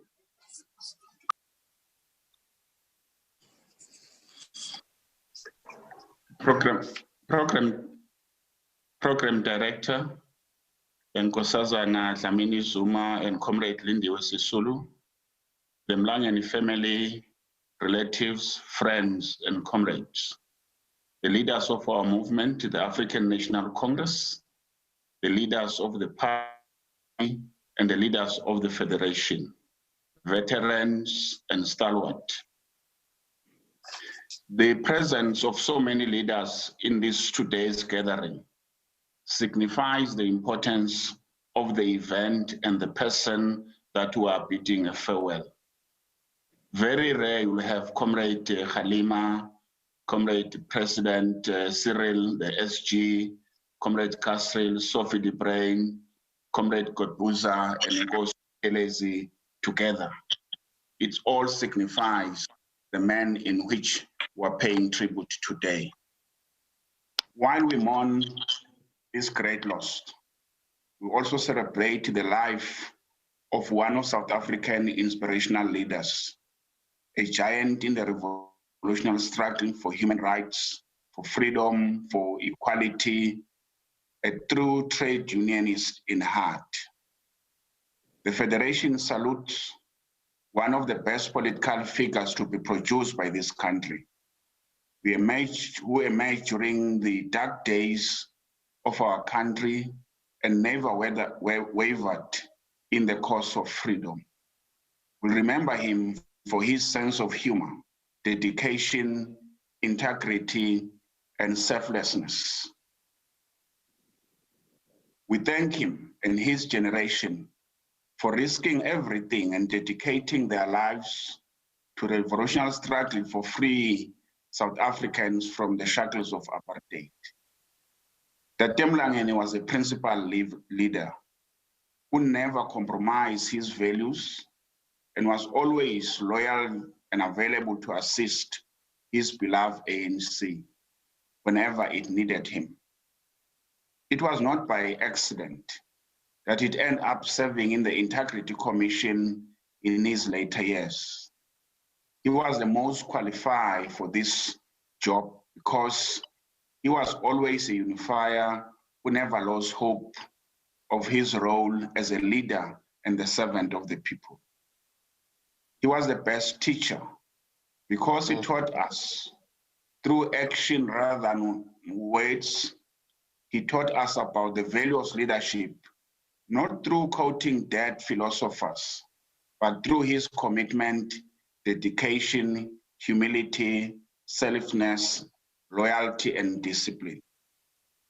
He became embodiment of the ethical leadership in the movement, and he showed us to be true servant to the people. Comrade Halima used to tell us in the Alliance Secretariat the difference between a veteran and stalwart. Comrade Mlangeni was not just a veteran. He was a stalwart not because of the years he spent in the movement. His immense contribution to the struggle against racist dictatorship, apartheid brutality, and exploitation of the poor. Our main challenge now is to try and emulate leaders like Ntate Mlangeni as we try to solve our outrageous level of corruption, unemployment, poverty, and inequality. The country is poor today after the death of this legendary freedom fighter and a political titan. We can only do justice to his legacy by rededicating ourselves to fight against corruption, factionalism, and political charlatan. We'll remember his teaching through Comrade Halima, who used to tell us about Comrade Mlangeni in the Alliance Secretariat. He normally said about 4 principles that I would quickly go to it. He said, we must always remember that there are leaders and there is an organization. That leaders will come and go, but the organization will remain. He told us that we must never turn our back against the organization, no matter how frustrated we may be by leaders. He told us about when once join an organization, you join a leader. You don't become a member of another member, but you become the member of the organization. Comrade Mlangeni never outsourced thinking.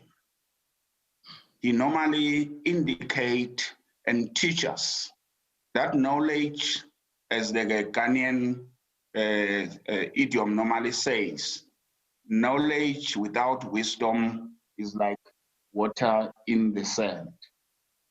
Want to thank the ANC for honoring Comrade Mlangeni with the highest award while he was still alive, not flowers to his grave. Ntate Mlangeni has traveled his journey, he has run his race. Our responsibility is to pick up the spear so that it does not get buried with his spear and carried on. Thank you very much.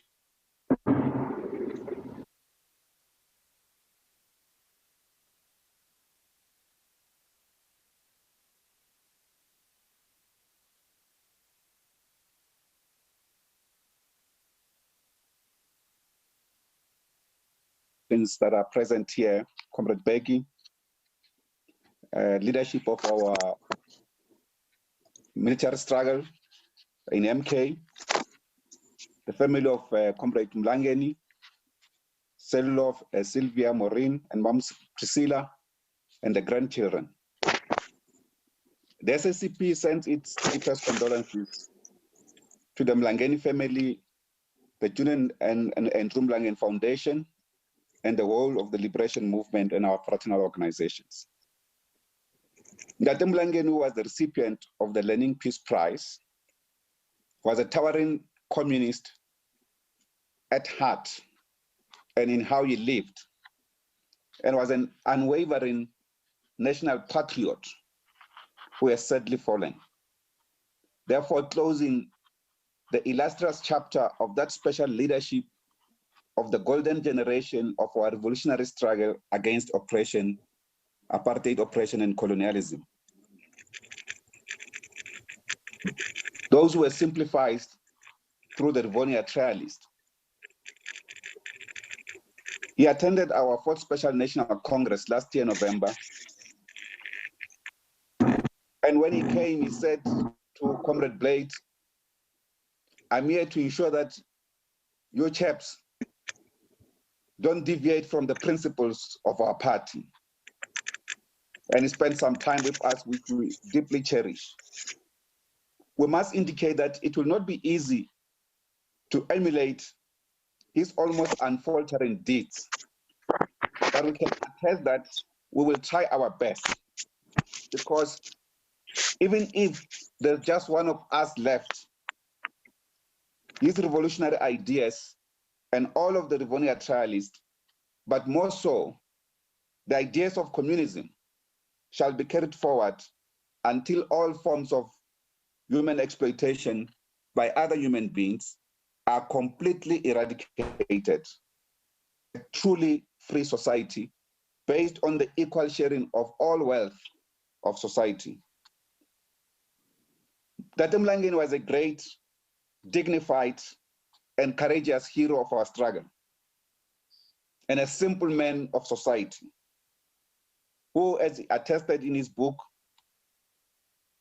The Backroom Boy, he led from the back, but always his ideas were instrumental. He taught us to be simple and humble, and that being so, it's not lack of militancy or lack of adherence to principle, but in fact, it's a hallmark of greatness. And that commitment to non-racialism is not the loss of one's identity or a people, but affirmation of our humanity and common destiny.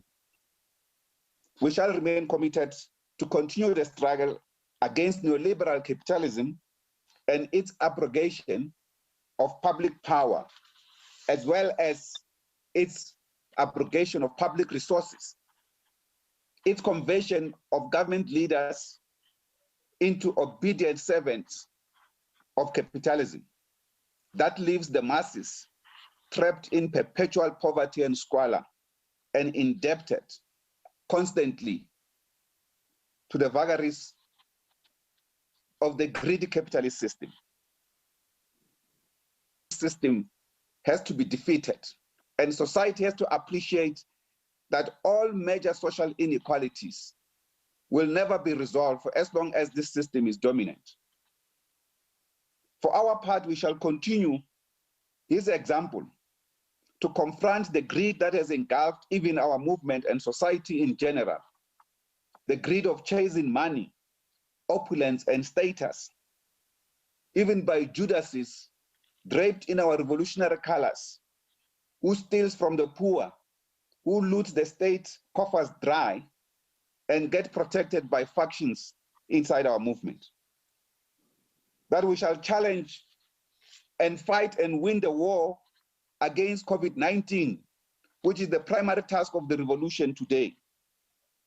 We shall win equally the war against gender-based violence, patriarchy and sexism, and capitalist social reproduction, and win the war against poverty and greed in your memory. Of course, in fulfillment of your own value system. And we call on society as well to remain vigilant and take care of each other, particularly in the midst of this COVID-19 pandemic, and offer social solidarity to one another, like what Ntate Mlangeni used to do. Even during this period, he used to organize and distribute food to the people. We duly condemn, in the same spirit, those riding on the crest wave of the fight against COVID-19 for self-enrichment, solidifying the name of our revolutionary movement and the integrity of such stalwarts as Ubaba Mlangeni. You lived well, dear comrade, and our father. We want to say and quote on this 26th of July, the words of Fidel Castro, who established his own revolutionary movement on this day, way back. That I quote, "You have given all and everything for the revolution, and you have done nothing against it." Close quote. We thank you very much, Babu Mlangeni, Siaparangwe, Istalandwe. Rest in eternal glory. Your fighting spirit will live on. Thank you. Thank you to COSATU and SACP. Like all cadres of his generation, Dr. Mlangeni was an internationalist, as a youth leader and as an ANC leader. Our next lineup of messages reflect this internationalism. The Defense Attaché of the Embassy of the People's Republic of China, Major General Chang Hong. It was in China where Comrade Mlangeni received his military training in 1962. The Right Honorable Patricia Scotland QC, Secretary General of the Commonwealth, who made the proposal that saw Comrade Andrew Mlangeni receiving the freedom of the City of London in 2016.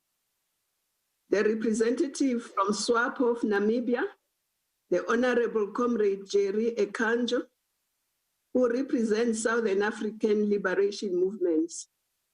SWAPO, as a sister party, had many of their own leaders and cadres imprisoned, with Comrade Mlangeni on Robben Island. So we're going to get those three messages.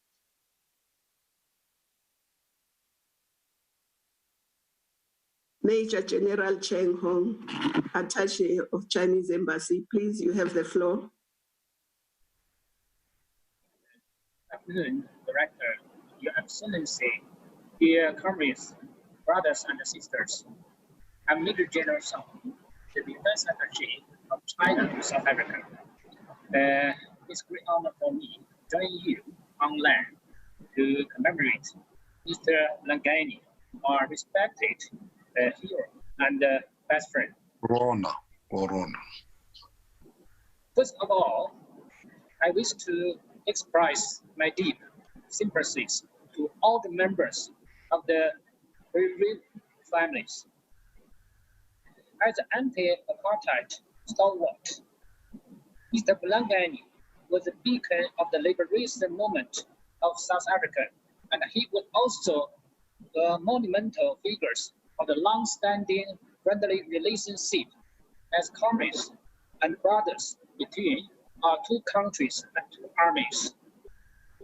In 1961, the newly born NCMK sent him first group of 6 soldiers, including Mlangeni, to attend overseas training, and 0 accepted by China.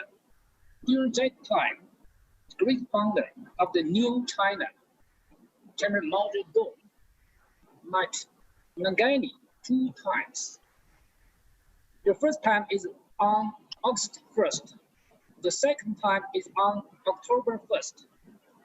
All of you know, the 2 days is very important in China. One is the anniversary of the founding of the Chinese People's Liberation Army. One is the anniversary of the founding of the People's Republic of China. This has an important symbolic significance. It fully demonstrated Chairman Mao and the Chinese government and people attach great importance to South Africa and firmly supported your fight against apartheid. I'm reading Mlangeni's biography. The title is The Backroom Boy. The first chapter describes this experience in details. Mlangeni said, seeing Chairman Mao was like a dream in broad day. Chairman Mao encouraged us to ensure that one day we would have our National Day. The day finally arrived South Africa in 1994, April 27, your National Day. This special experience is part of the history of the long-standing unbreakable relationship of the 2 countries, 2 parties, and 2 armies. And it started a joint fighting against oppression, inequality, and poverty as vital companions, were divided by oceans, but hand in hand, shoulder to shoulder. From then on, as Chinese older and close friends, Mlangeni devoted his whole life promoting the China-South African relations. His great contributions will be always cherished and remembered. At President Cyril Ramaphosa's side, Mlangeni's death signifies the end of a generation history, and please our future squarely in our hands. As the defense attaché of China to South Africa, I'm committed to promoting the relations between China and South Africa. I'm sure with joint efforts, we can succeed in advancing China-South Africa relations to a higher level and make new and great contributions to the building of a community with a shared future for mankind. Now let me conclude my saying. Old soldiers never die. They just fade away. May Mr. Mlangeni rest in perfect peace. Thank you. Thank you.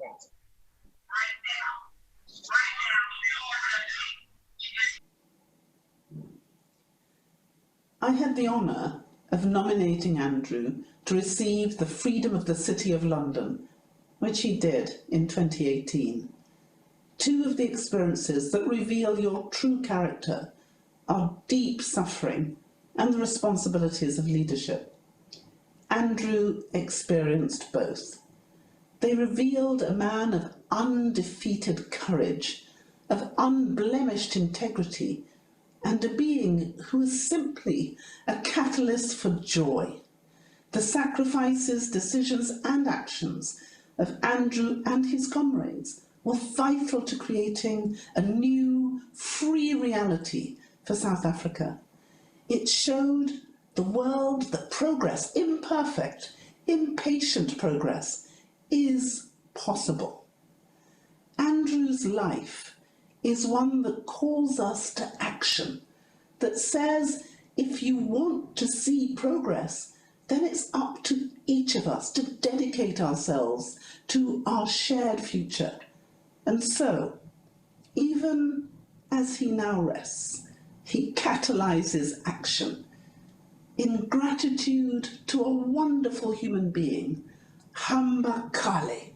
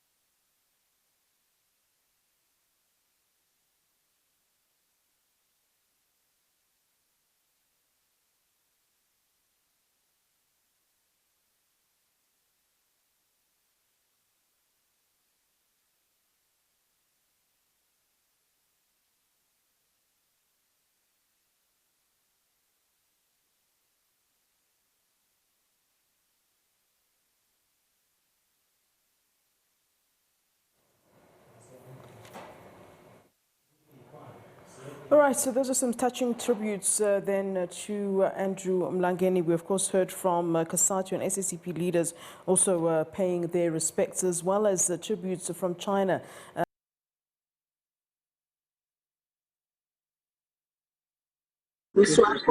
Should I say this? Comrade from SWAPO, could you please unmute yourself? Comrade from SWAPO, could you please unmute yourself?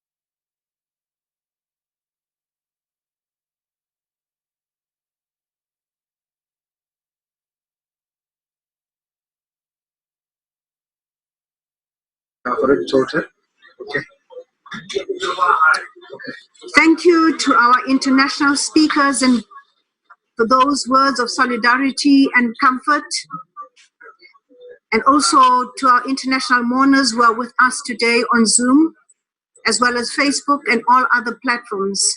We apologize most sincerely for the constant breaks in transmission.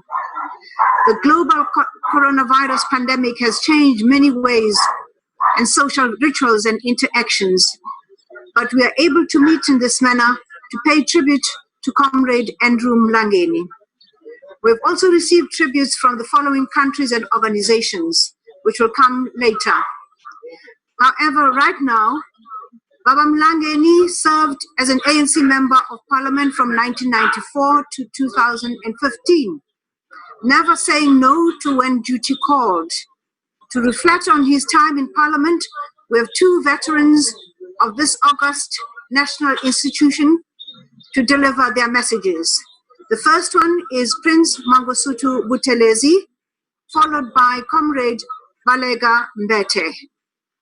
We would now like to ask Comrade Honorable Prince Mangosuthu to please give his tribute to Comrade Mlangeni, thereafter immediately followed by Honorable Balega Ntate. Please, to both of you, with respect, I would like you to stick to the 3-minute rule that we have been given. Thank you.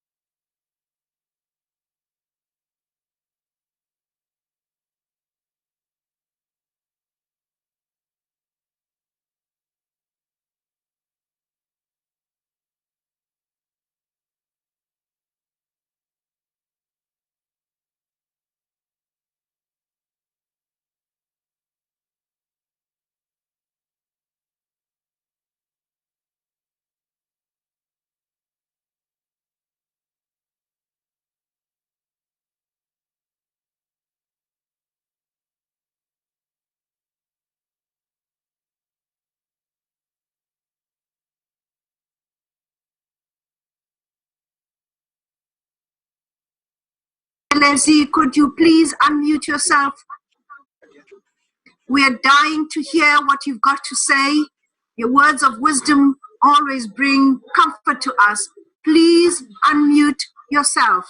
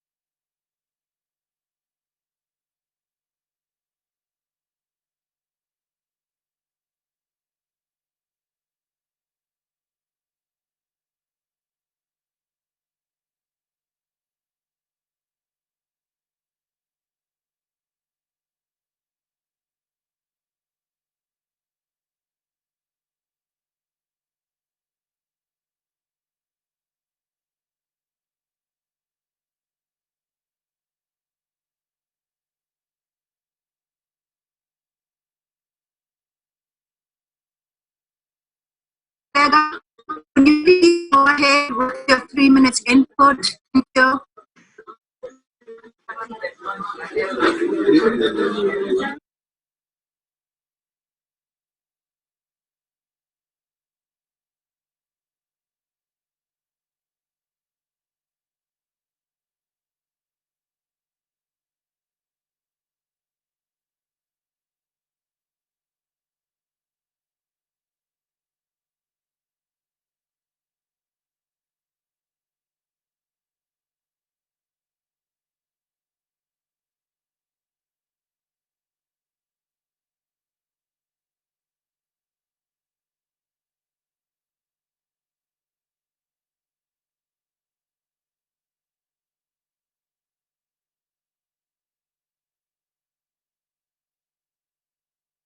The problem in Kolong tell us no matter You've got to say, please unmute yourself.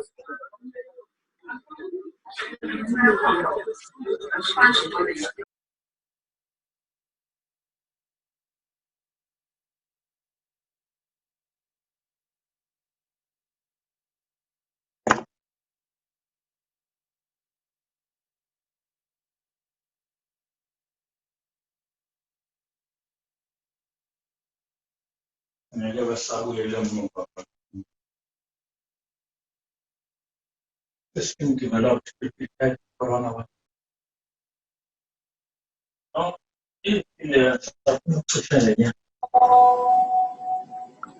Sisbalega unmute. Mute.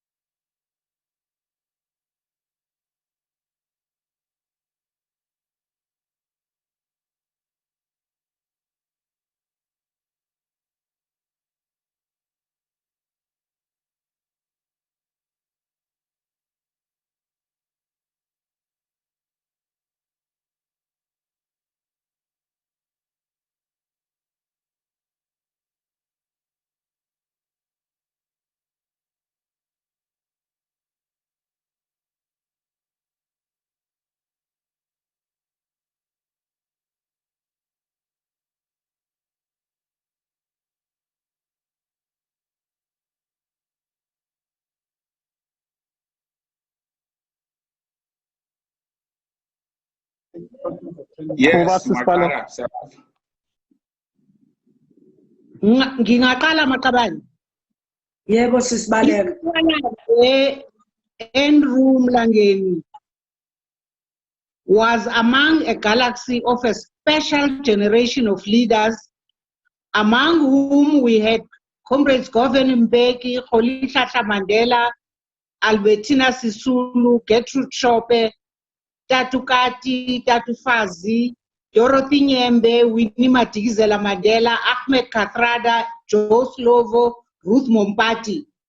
And there are many more, but I had to mention some of them, who were the cream of the leadership that had brought us through the constitutional process and into parliament. Their presence in parliament made whatever strangeness in the experience bearable. It was sobering and reassuring. Whenever necessary, they reminded us of organizational culture, values, and policy. As a member of the ANC caucus for 2 decades, the consistency of being a living example of loyalty, uprightness, discipline, and strict adherence to focused commitment to areas of deployment has left a rich legacy for all of us to follow these footsteps. Abanye babukela ku-TV. Ngiyaqhubeka Makabane. I-committee yibo laba abathumela ama-message ama-members. Can I continue? Please, comrade, mute. You are disturbing Comrade Balega. Please mute. Comrade Balega. Comrade Mavivi and I, only yesterday, were laughing like little girls, remembering and reminiscing about those early days when we had just landed from exile and we were in Shell House, led by Mayor Gertrude Chope.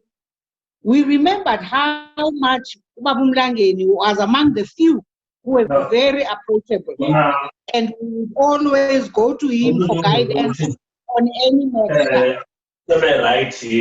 When he came to Parliament, just to go through a few highlights of his service, he was from May 1994 a member of the Constitutional Affairs Committee.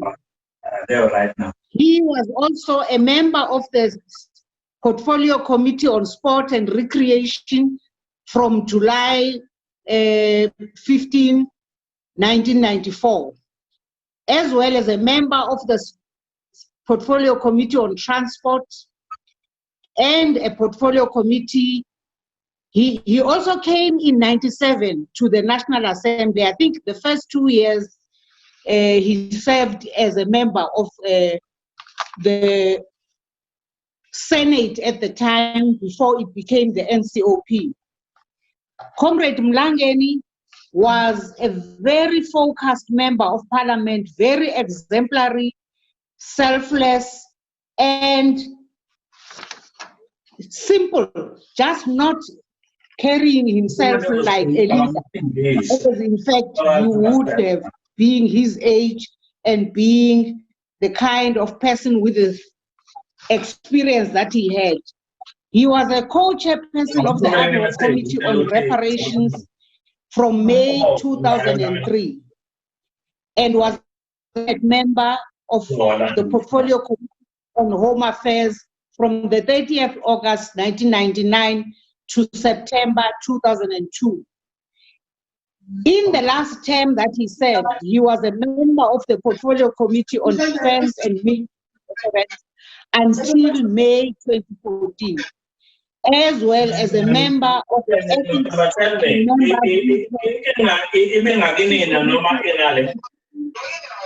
May 2014. Comrades, there are comrades who are talking and therefore they confuse and frustrate me. My last point, comrades, is that as one of the frontline torchbearers no, I want to go back to them. he taught and helped many of us as a young generation and those that are younger than us, that he was exemplary in not only serving our people, but also in shaping a certain caliber of member of the ANC, a non-assuming cadre who will never use his political credentials to climb the ladder and get into positions of power, a diligent, honest, and loyal member of the ANC till the end. Hamba kahle Mkhonto, hamba kahle Qhawe, hamba kahle Nkokheli yabantu. Thank you very much, Comrade Chair. Thank you to our esteemed speakers for reflection on their hard work and dignity that Comrade Mlangeni brought to the People's Parliament. The contribution that our leaders and cadres made always come at great sacrifice to their families. To climb the ladder and get. They graciously share their loved ones with the struggle, the people, and the movement. May June Mlangeni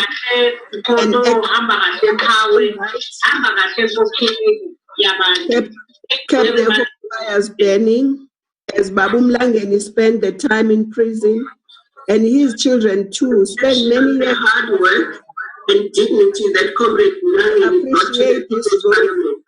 By the family, contribution that our leaders and cadres made throughout his life. The representatives of the family is our daughter Sylvia Mlangeni and granddaughter Sibongile Ngwenya. Over to you, family members. Daughter Sylvia Mlangeni and granddaughter Sibongile Ngwenya.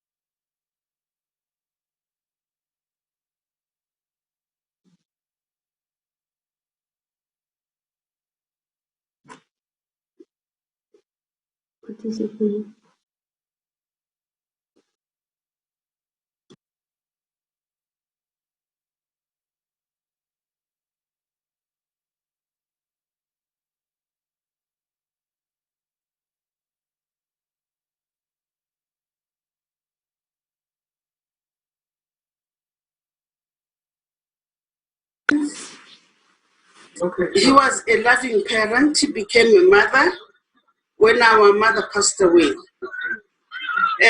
We depended solely on him, all of us, and we are deeply hurt.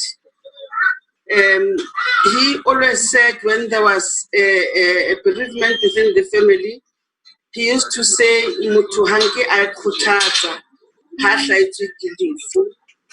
And now today I know what he meant when he said that. It's difficult for a guy khuthaza how to esonally e ya olohlelwa ke motswadi. Re lahlehetswe re le bana ba Andrew Mlangeni le ditloholo tsa hae. Re utlwile bohloko haholo. We are lost for words. I don't know what to say really, because when he went to hospitals before he passed on, it was on a Tuesday. He said, if they say they want to admit me today, I will say to them, no, not today, but tomorrow. And we all thought that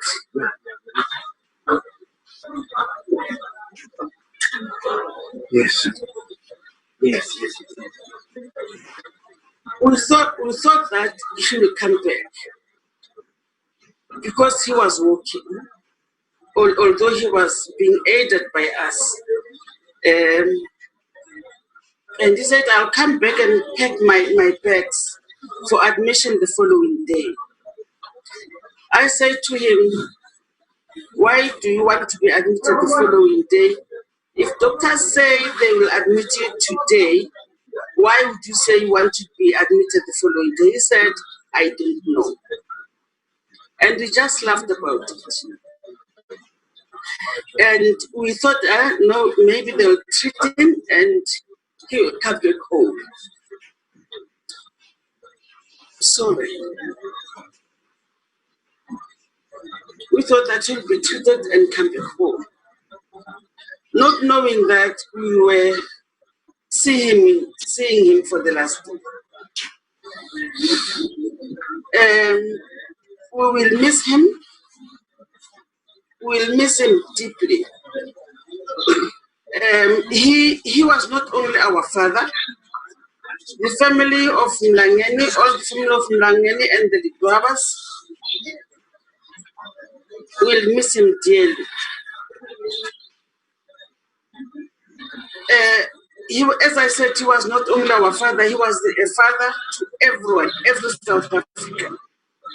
As a person who went for 26 years, not only for us, his children and grandchildren, but for all South Africans. We shared him with the world.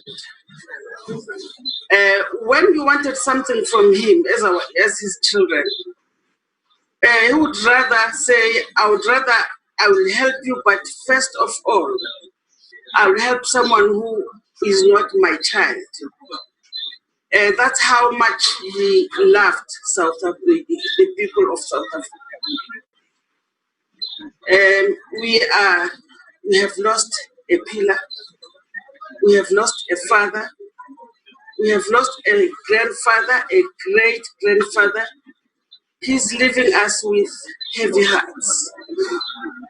My sister Maureen, my younger brother Sello, our children, I can't count all of them, 10 of them, and great children, we will always miss him. Always miss him. But because we know that he would not want us to cry, but instead celebrate his life. We will do that, we will celebrate with his life, but knowing that he did not die in vain. Yes, he was very ill. He recovered, he got ill and recovered and so on, and his age was not on his side. Last year he said, on his birthday, he said, Ntate Mandela departed when he was 95, Robert Mugabe departed when he was 95. I think next year, meaning this year, when I turn 95, I'll follow them, and it really happened. We will miss him. Thank you.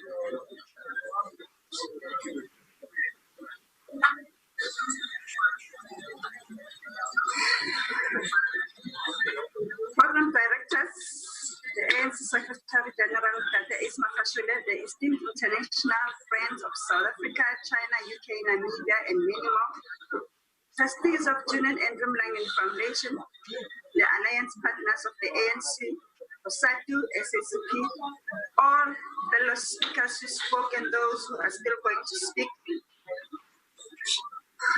I greet you all. Kulu was a man of order and keeping time was his second nature. So let me cut to the chase and say all protocol observed. My name is Rivonia, one of the many grandchildren of Kulu, Andrew Mlangeni. I'm the granddaughter of a man who was born on a farm under a system that one could characterize as feudalism because of land dispossession that befell Africans in the land of their birth.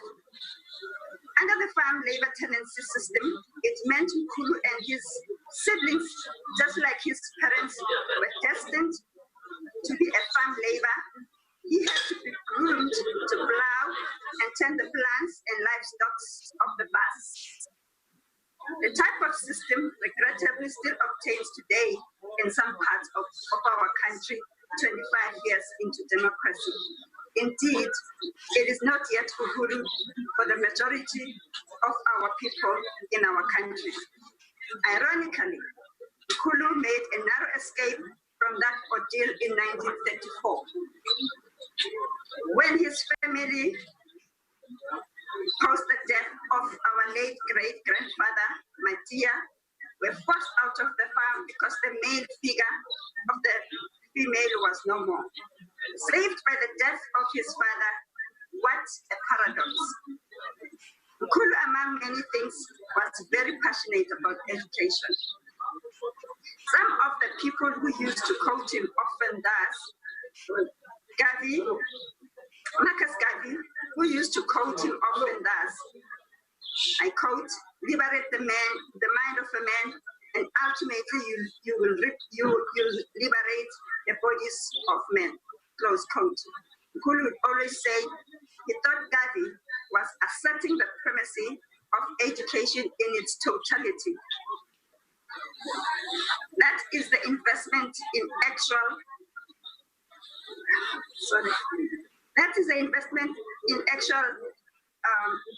education that leads to knowledge production rather than knowledge regurgitation. Education ranging from what one can call real education, which in most cases is an informal survival kit that uses indigenous value system to get one to think and act upon his or her thoughts in accordance with one's societal needs. However, the world has changed a lot, and it will be foolhardy to believe that indigenous knowledge system alone can beat the odds of the moment. Only the combination of formal and informal education can catapult humanity to greater heights. Both formal and informal education, if well coordinated, can combat and finally defeat the COVID-19. Mkhulu also used to quote his fellow comrade, Nelson Mandela, who said, and I quote, "Education is the most powerful weapon which you can use to change the world," close quote.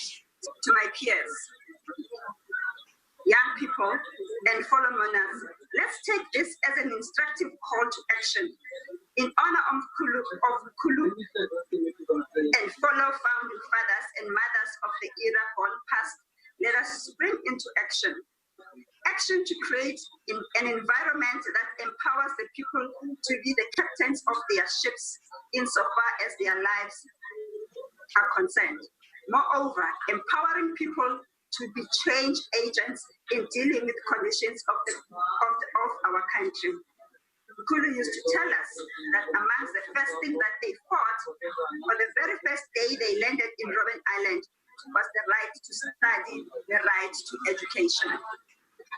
Mkhulu said one of their biggest jail fears was to be, Mkhulu said one of the biggest jail they were scared of over and above the rough cold waters of the island and brutal apartheid weathers was jail of the mental ignorance and slavery. When their right to study beyond matriculation certificate was granted in 1967, Mkhulu was the first inmate to enroll for a BA degree in public administration. The journey was bumpy, but after 12 years of unrelenting struggle, poor behavior, finally obtained his degree. He later persuaded an honors degree in political science, which he received with distinction.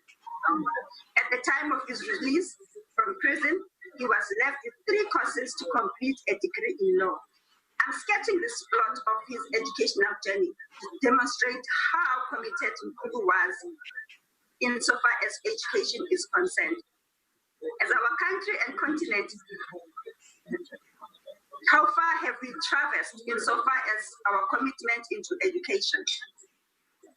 It will be remiss of me not to mention the principles mentioned in the draft declaration and plan of action adopted at the Dakar African Higher Education Summit in 2019. As many of you might be aware, the product of the conference captured the following as principle. I will not go through them, but I will proceed to my next point and ask the question. If we were to measure ourselves as a country and continent, where do we rate ourselves in a scale of 1 to 10? In honor of this humble crusader of human rights and education, I think African scholars, activists, and all men and women of goodwill owe it to his memory to respond frankly to these questions. In one of his interviews, he boldly asserted that, and I quote, "Without giving our children quality education, the future of our country is doomed," close quote. He also said, and I quote, "You cannot hope to build a successful, equal, and prosperous country without investing your efforts and resources to education." Cool. As your grandchildren and great-grandchildren, we will miss you. We will continue to run and take on the baton that you have left with us. And we will miss you in our hearts, but we know that you will be in our hearts and you will live in our hearts forever. The Maya Handler, dogs and clocks. We are releasing you with heavy hearts, but we will continue to love you. Farewell.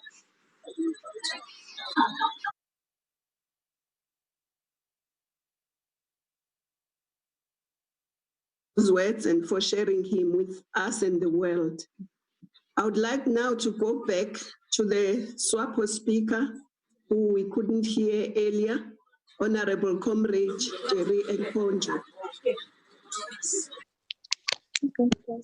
Directors of ceremonies, the bereaved family of the late comrade, Excellency Comrade Sherry Ramaphosa. Is he still here? Okay. President of the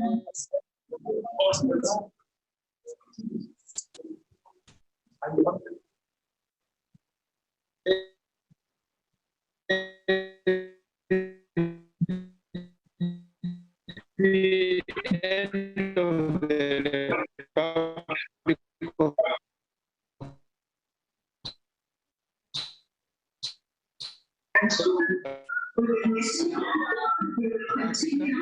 Comrade David Mabuza, Deputy President of the ANC rank and file, and on behalf of the SWAPO Party of Namibia, its entire leadership and rank and file, I am honored to exchange this message of condolences to the African National Congress on the occasion of the memorial service of the late comrade and friend of the SWAPO Party, Comrade Andrew Mlangeni. The SWAPO Party has learned with a deep sense of sadness about the passing on of one of the liberation stalwarts, the late Comrade Andrew Mlangeni, who succumbed to illness on the 22nd of July, 2020. My name is Jerry Nkonjo, a member of the Namibian Parliament, representing the SWAPO Party. In 1973, I was arrested by the apartheid South African white minority regime here in Windhoek and sentenced to 8 years imprisonment on Robben Island, where I stayed until 1981. It was during that time that I came to know the late Comrade Andrew Mlangeni. Although he was in a different section of the prison, we always had ways to communicate. SWAPO Party and the ANC are sister parties that share a long fraternal relationship forged during the dark protected days of the national liberation struggle of our two neighboring countries, South Africa and Namibia. As former liberation movements, our people have fought against the colonial apartheid regime together, side by side. Our people have shared and faced the might of the apartheid regime head on. which led to part of our political leadership being incarcerated on the infamous cells on Robben Island as political prisoners. Comrade Mlangeni joined the countless icons of our struggle for self-determination, whose esteemed contribution laid the path for our independence and freedoms. It is therefore appropriate that the SWAPO Party and the ANC continue with this sacred cordial relationship for eternity. Therefore, on behalf of the SWAPO Party leadership, as well as its rank and file, and indeed on behalf, it is with profound humility and respect that I extend our sincere and deepest condolences to the bereaved family for the loss of a beloved husband, son, father, brother in arms, and above all, a fellow freedom fighter. May the Almighty Lord give you solace and strength during this moment of sorrow and bereavement. May the soul of this gallant son of the African soil rest in eternal peace. Long live the friendship between the ANC and the SWAPO Party. I thank you. Long live, thank you. I would like to go back to Honorable Prince Mangosuthu Buthelezi, who we couldn't hear earlier. Thank you.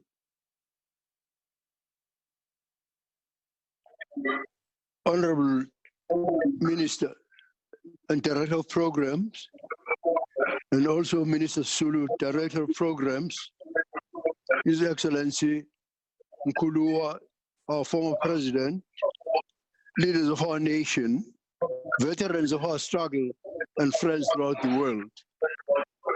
I consider it a very particular honor to speak about my brother, Istolanda Sparankwe. As we remember his remarkable life, I've spoken often about the leadership, about his legacy, and about his character. Most recently, at the celebration of his 95th birthday, I also spoke. It has always been a pleasure and a great honor.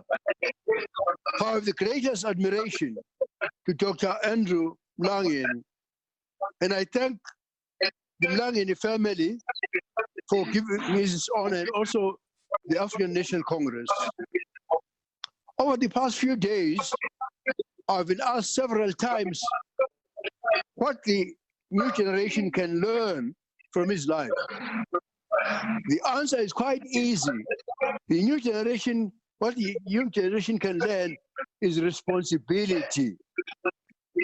Each Tolande had an unerring sense of responsibility, believing that if South Africa was to change, it was up to him to change it. That driving force was evident in him, as other speakers have indicated, from the very beginning of his life. And I was saying how shocking it is that on the day we're paying this tribute, our largest newspaper, the Sunday Times, has a headline which indicates the extent to which this country is steeped in the pandemic of corruption. I remember when we were young men and students, how we worked hand in hand in everything, believing that this contribution of ours mattered. I've often recounted how we wrote matric at the same time in 1947. I was at Adams College, and Dr. Mlangeni and my friend, Mr. Joe Matthews, was at St. Peter's in Rosettenville in Johannesburg. And we like to boast at that time that we're not simply writing a senior certificate exam, but that we in fact took the joint matriculation board examinations, which were far more important in our minds than others. There was that sense, even at that time, that nothing short of our best was actually acceptable. It was inevitable that we would become political activists in our lives. At school,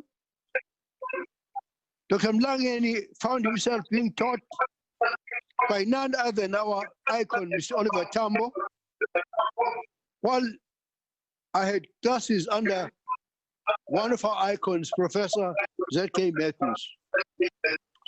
Being exposed, therefore, to such great minds and great leaders, we were encouraged to believe that South Africa could, in fact, be changed. And born into a struggle to identify rights of our people. Dr. Mlangeni lived through some of the most unique moments in South Africa's history, as has been indicated by all speakers. He saw our country becoming a sovereign, independent state. He saw the National Party take power and adopt the policy of apartheid in 1948. He saw the beginning of a campaign of civil disobedience and the banning of Africa's oldest liberation movement, the African National Congress, and of course other organizations like the PAC as well. He saw the creation of homelands and the forced removals of our people, student uprisings, township revolt, and a state of emergency. And thanks God, he also saw apartheid crumble and negotiations begin. He saw the birth of democracy and the beginning of a journey to build a nation. He saw the triumph of human rights, and he saw 5 democratically elected presidents of this country. And he saw the growth of South Africa's footprint in the international arena. Tragical though, he also saw missteps that I've referred to just now, the burgeoning of corruption and the stagnation of our economic growth in our country. But he saw our nation return to hope again and again, enduring suffering, pursuing unity, and believing that we can, in fact, emerge victorious. That is a remarkable life. It does not begin to capture, anyway, the life of this gentle giant, Dr. Andrew Mlangeni. It simply provides the context in which he lived. But it is important because Dr. Mlangeni was never just a spectator, as has been indicated by every speaker. He was a man of action, deeply involved and always participating. He taught, he sacrificed, he served, and he led. One could not have asked for a better compatriot. Dr. Mlangeni was committed, he was courageous, and he was smart, a man of unshakable principles, who was always prepared to do the hard work of liberation.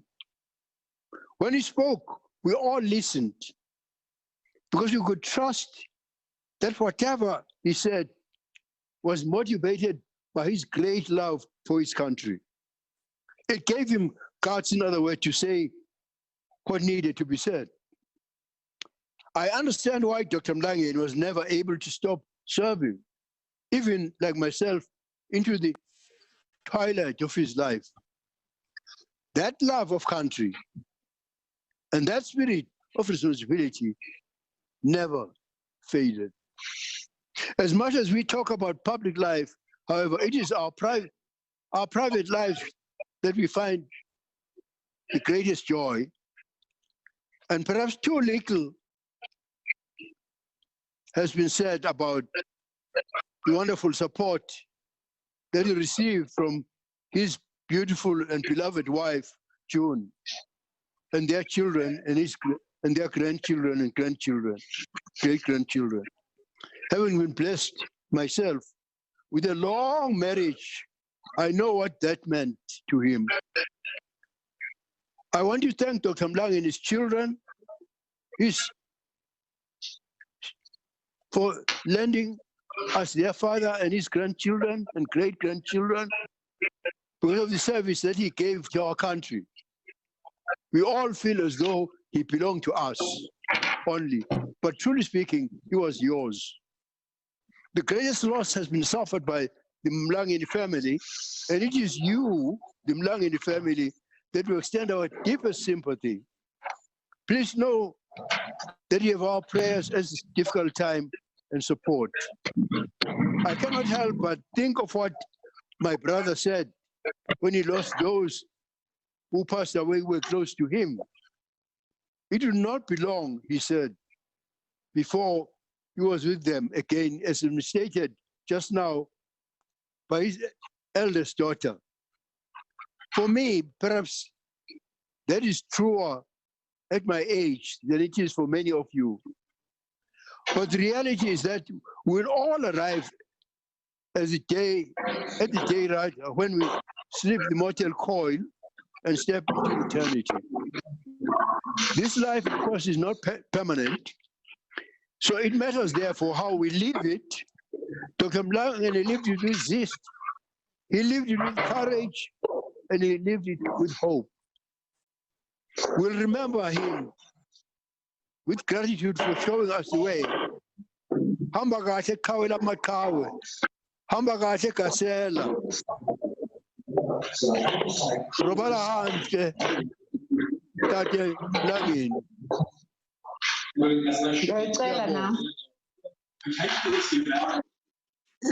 Thank you, Honorable Prince Mangosuthu Buthelezi. Our next speaker needs no introduction. Fellow prisoner from Robben Island, he worked with Comrade Mlangeni on the Interim Leadership Corps, and ever since, through various capacities. He also wrote the foreword to Comrade Mlangeni's biography. Former Secretary General and Deputy President of the African National Congress, and former President of the Republic, Comrade Kgalema Motlanthe, President Wamaloba, is ideally placed, therefore, to speak on behalf of the many officials of the ANC over the last 30 years, to whom Comrade Mlangeni always gave wise counsel. Over to you, Comrade Kgalema Motlanthe.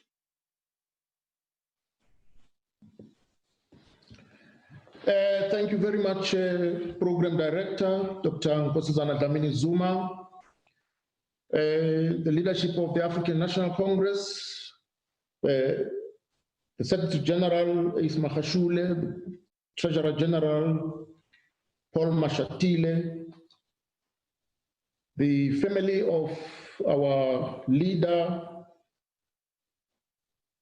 the Mlangeni family and the Ledwaba family, the children and the grandchildren and the great-grandchildren, leaders of the Alliance, Comrade Peking Chalin Chali and Comrade Solima Paila, veterans, Comrade Snuki Zigalala, Comrade Spiwe Nyanda, Comrade Ronnie Castros, the trustees of the June and Andrew Mlangeni Foundation, represented by the chair, Professor Atlengiwe Mkhize, and Minister Mbalula, Fikile Mbalula, fraternal leadership,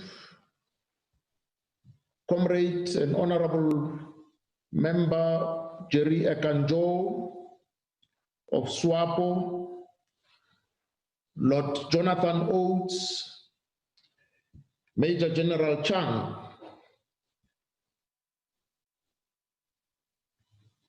comrades and friends. Today, as we gather here to pay last respects to one of our most revered servant leaders, we reflect on the life of Ntate Andrew Mlangeni, the last of our leaders who stood trial in the state versus the National High Command and others, colloquially known as the Rivonia trial.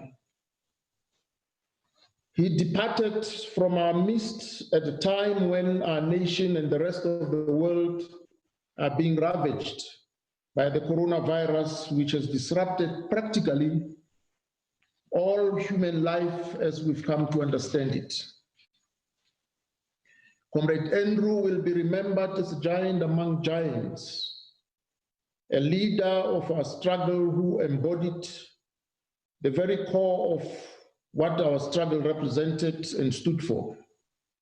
His death fills us with a deep sense of ambivalence in that we mourn and celebrate all at once the rich life of this wonderful leader of our people. At his recent birthday, he expressed his gratitude for reaching the ripe age of 95, and we all witnessed how, even in old age, he remained vibrant, affable, and highly perceptive. Until his last day, he lived his life in the service of the people, offering extraordinary contributions to the cause of justice.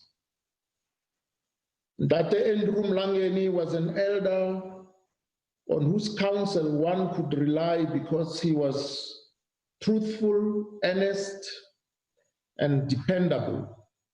He generously gave us his knowledge and skills. His pleasant, passionate, and upright nature shone throughout his life.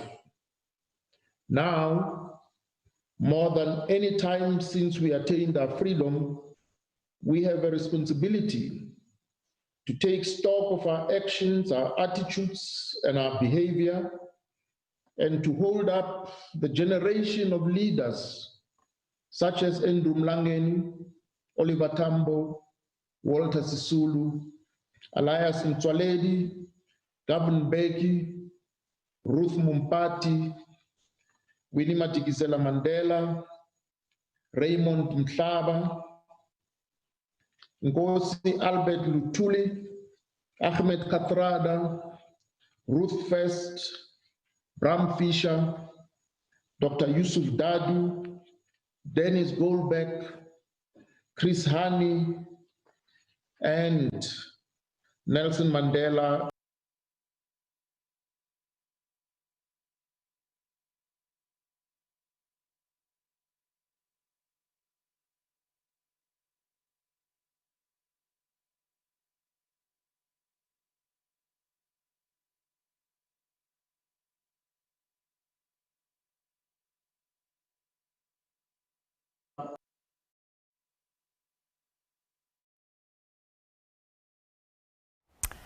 All right, we've lost that memorial, as you can see, remembering struggle icon Andrew Mlangeni, Kgalema Motlanthe, remembering him earlier, and Nkosazana Dlamini Zuma, a host of struggle stalwarts, remembering someone, his integrity, his love for golf. We know this all in the countdown to his final funeral on Wednesday this week. Now, thank you for joining us on the Full View tonight. It has been 4 months since the lockdown was imposed in a bid to stop the spread of the coronavirus. When it was announced, remember, South Africa only had 927 cases and 0 deaths. That was way back then in March. Remember that his and his generation's struggle was not for posterity, but to improve the conditions and quality of life of our people right now. This we should never forget. And in the words of renowned poet Bertolt Brecht in his poem entitled To Posterity, he says, even the hatred of squalor makes the brow grow stern. Even anger against injustice makes the voice grow harsh. Alas, we who wished to lay the foundations of kindness could not ourselves be kind. But you, when at last it comes to pass that man can help his fellow man, do not judge us too harshly.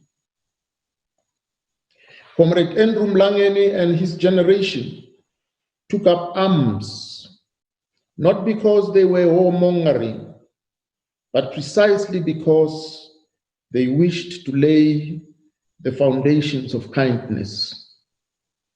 Let us not judge them too harshly. Comrade Andrew and his generation set the highest standards for all freedom fighters and indeed all the people of South Africa. Therefore, we who say farewell to him must pledge to each other in the name of the people of South Africa that we will always remember their contribution, that we will live up to their example, and that we will continue with determination to complete and improve the task to which they dedicated their lives. Our pledge must be a call to action for every citizen to be vigilant. Let us join hands to eradicate corruption from all our systems. Comrade Andrew leaves behind a void that will not be easy to fill. Our lives will be empty in the areas that he had brightened for us. He led a life that is worthy of celebration, a life that exemplified patriotism, a life that inspired others. He did not live in vain, and therefore he will live on even after death. He might not speak anymore, but he has left us an enduring legacy of communion and love, which is captured by James Baldwin as follows, and I quote, "It demands great spiritual resilience not to hate the hater whose foot is on your neck, and an even greater miracle of perception and charity not to teach your child to hate." Close quote. And as I conclude, I take this opportunity to convey our most heartfelt condolences to the family of Ntate Mlangeni, his sister Aunt Priscilla, his children, Maureen, Sylvia, Sillo, and the grandchildren and the great-grandchildren. Your loss is our loss, even though we may not quite fully understand your pain. Take solace in the knowledge that we condole with you. Rubala ka khotso mutlokwa, rubala ka khotso sitwalandwe siaparangwe. And I thank you for your attention.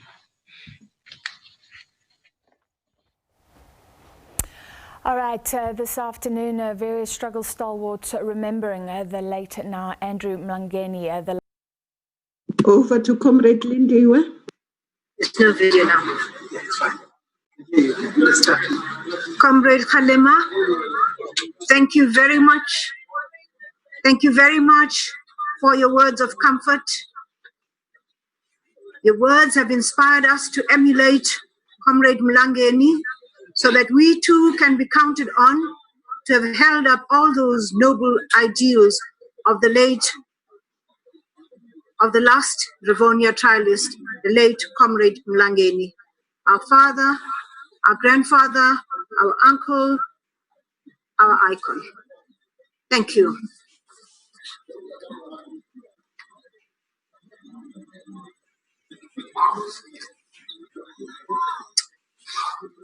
We will now go on to request that we have the eulogy on behalf of the ANC, and this will be read to us by the Treasurer General, Paul Mashatile, followed by the reading of the obituary. Comrade TG, could you please take us through the eulogy that you put together for the late stalwart, Comrade Mlangeni? Thank you.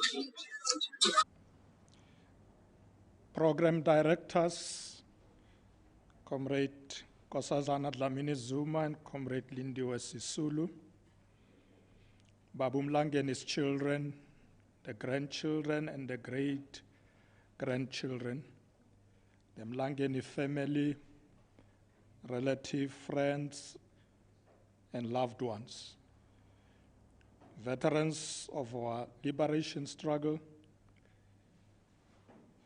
President of the ANC and the officials, members of the National Executive Committee and all leaders of the ANC, leadership of the ANC Women's League, leadership the ANC Veterans League, the leadership of the Alliance, comrades and friends, fellow compatriots.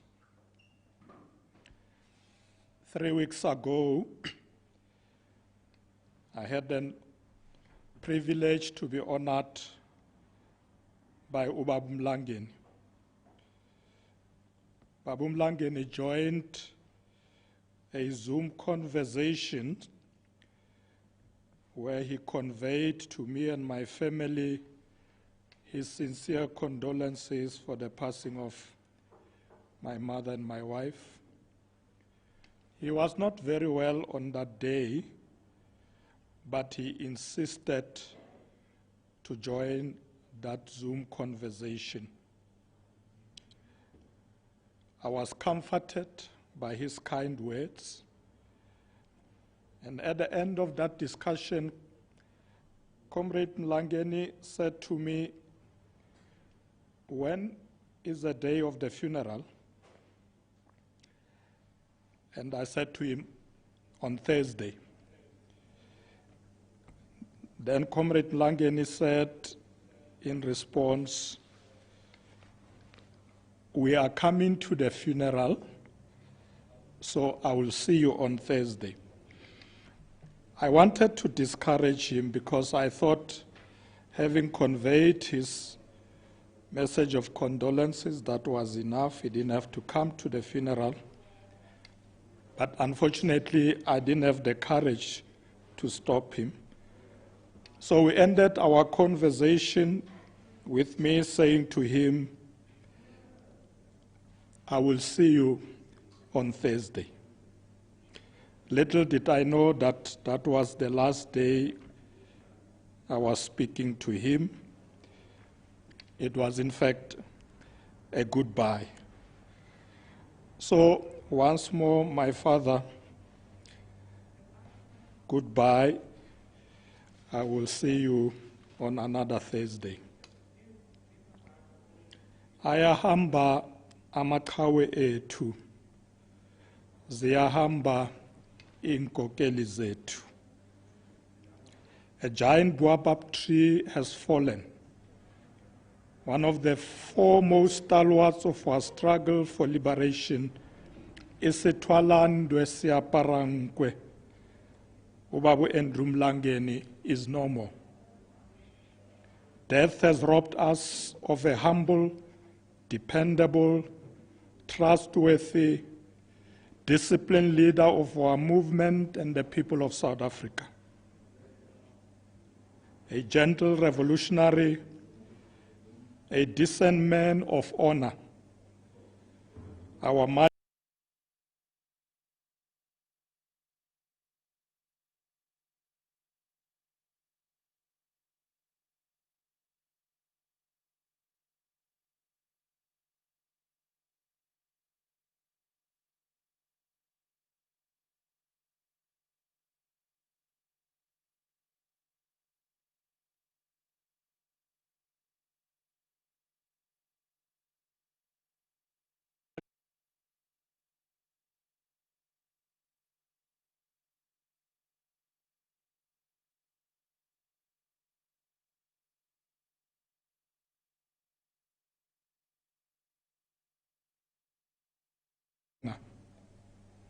Ubaba Mlangeni has run a good race.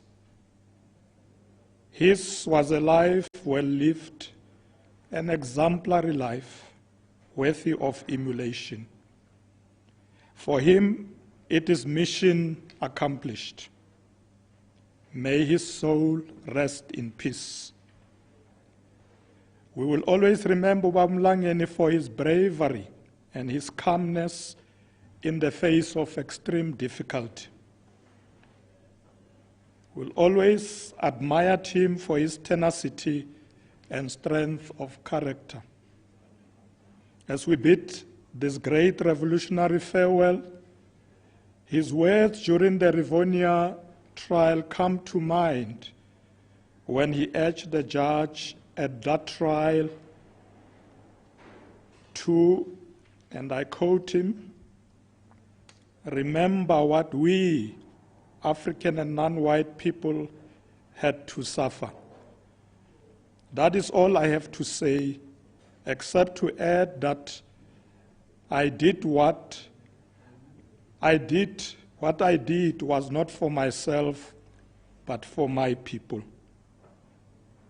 What Baba Mlangeni did was not for himself, but for the people of South Africa.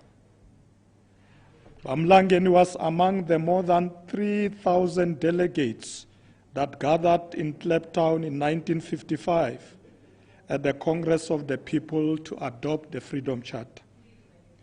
Up to this day, this seminal document remains our lodestar to the kind of society we are building. History records that Baba Mlangeni would refer to the Freedom Charter as the Bible that will be used to pursue the freedom of all South Africans. As the last remaining Rivonia trialist, Baba Mlangeni belonged to that revered generation of freedom fighters who provided a higher service to humanity without expecting personal gain. This was a generation that dared to imagine and dedicated themselves towards building a society fundamentally different to that of apartheid, race, and class super-exploitation. Baba Mlangeni and his generation embodied the best of the values of our struggle for liberation. They understood that satisfaction in life comes from serving others. Theirs was a selfless commitment to the liberation of our country and its people. They brought us freedom that we enjoy today. Because of his rare qualities, Baba Mlangeni was one of the first to be handpicked by the commanders of Umkhonto weSizwe to undergo military training in China, where he and his comrades had the privilege to meet with Chairman Mao. He also recruited many into the People's Army Umkhonto weSizwe. Baba Mlangeni belonged to that generation of freedom fighters who were undaunted by the challenges they faced. They were prepared to make the highest sacrifice for liberation.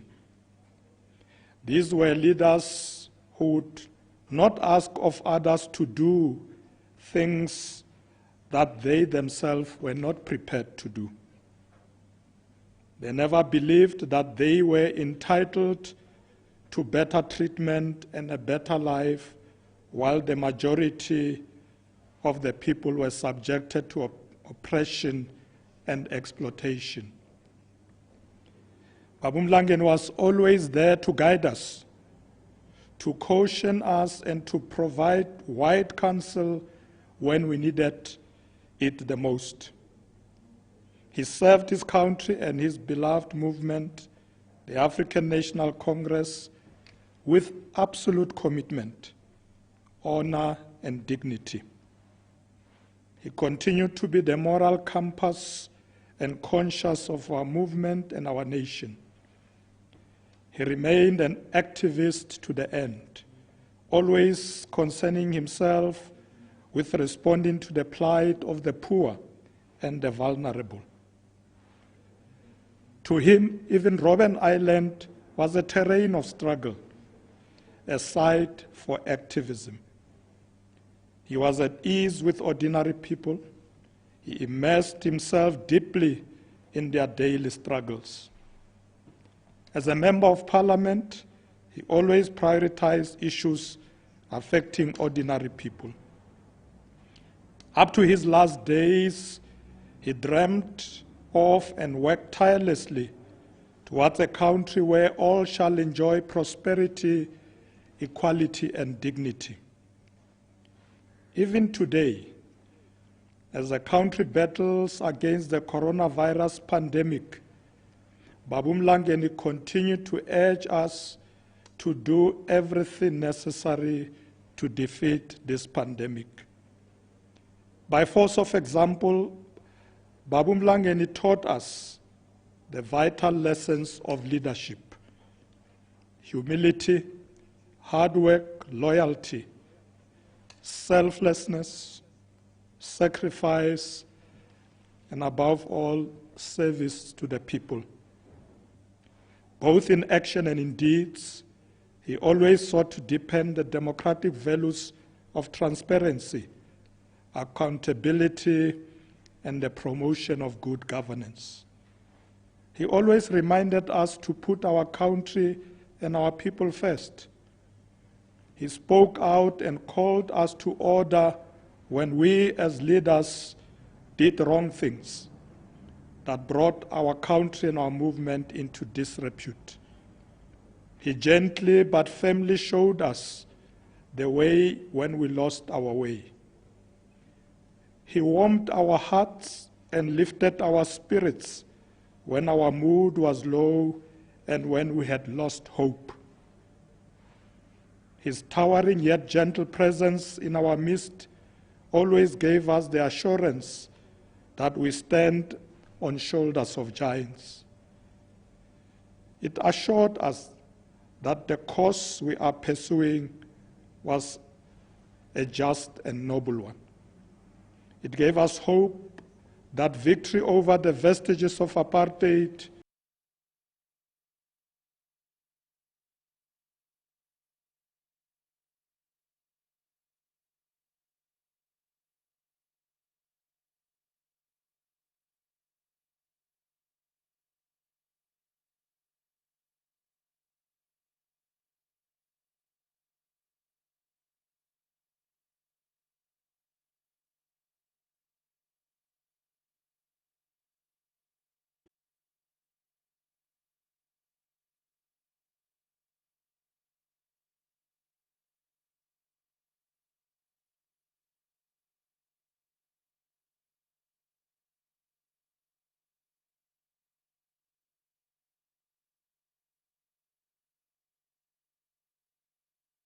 to his family remained unshaken, hardly deterred by his many years of imprisonment.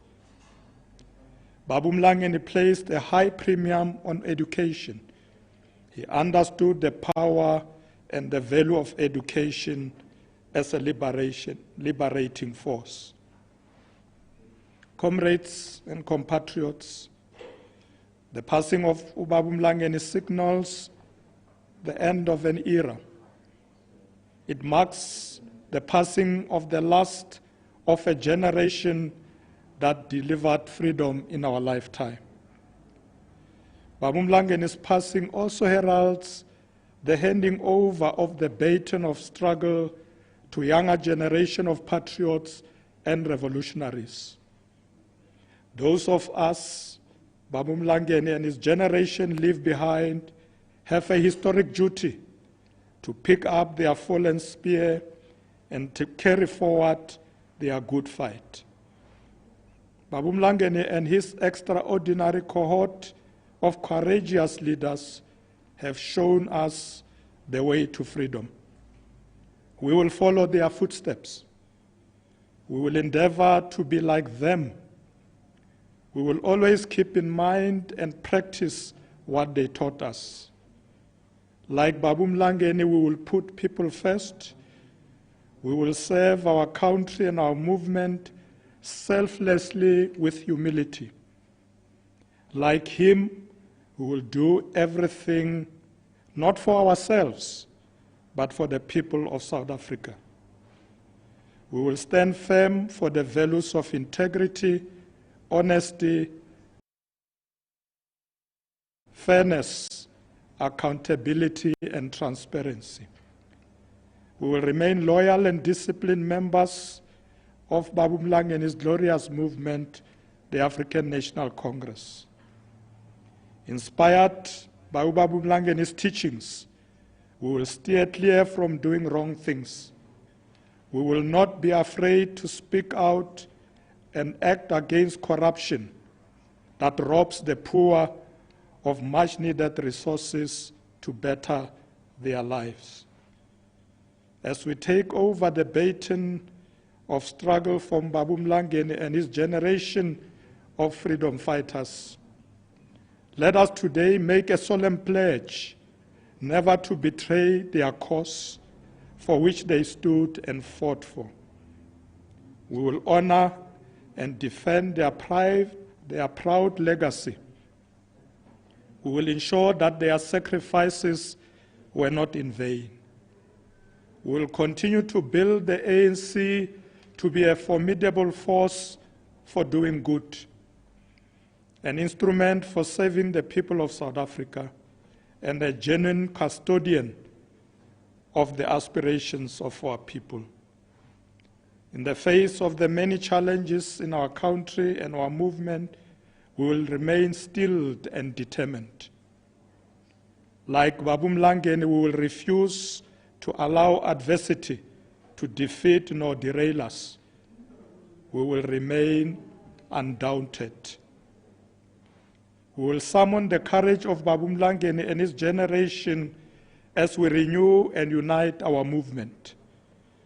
We will do everything not for ourselves, but for our movement and the people of South Africa. Drawing lessons from Babu Mlangeni's life, we are clear that the renewal of the ANC must include deliberate action aimed at closing the social distance between our movement and the people of our country. Ours must be a listening movement that is not arrogant, a movement that is responsive to the conditions of the people, and a movement that speaks the language of the people. We must stand for and not against the people. A renewal of the ANC must also include the restoration of the historic values of our movement, the values of hard work, honesty, unity, selflessness, sacrifice, discipline, democratic debate, criticism, and self-criticism. Renewal must also include ensuring that the ANC remains a true parliament of the people of South Africa, united in their diversity. To renew the ANC, we will require that we do everything necessary to build an ethical movement, demands that we win the war against corruption. Comrades, Babu Mlangeni's life was a life well lived, a life of service to others. As he said during the Rivonia trial, he did all what he did not for himself, but for the people of South Africa. It is therefore fitting that as we bid him farewell, we draw from the words of the Russian author Nikolai Ostrovsky, who said the following to say about life well lived. And I quote him, "Man's dearest possession is life. It is given to him but once, and he must live it so as to feel no torturing regrets for wasted years. Never know the burning shame of a mean and petty past. So live that dying, he might say, all my life, all my strength were given to the finest cause in the world, the fight for the liberation of mankind. Close quote. We have no doubt that Babu Mlangeni will rest in peace in the knowledge that all his life, all his strength were given to the finest cause in the world, the fight for the liberation of mankind. Lala ngotolo setwalandwe, robala ka khotso seaparangwe. You did everything you did, not for yourself, but for us. And for that, we owe you a great debt of gratitude. Go rest now, our Father. You leave behind a proud legacy. Hamba kahle mkhonto. Viva the African National Congress. Viva. Thank you very much. That was the ANC Treasurer General remembering Andrew Mlangeni. And now we ask all of you who are taking part in this memorial service, wherever you are, please to stand up as the obituary is being read, except for the family. Thank you.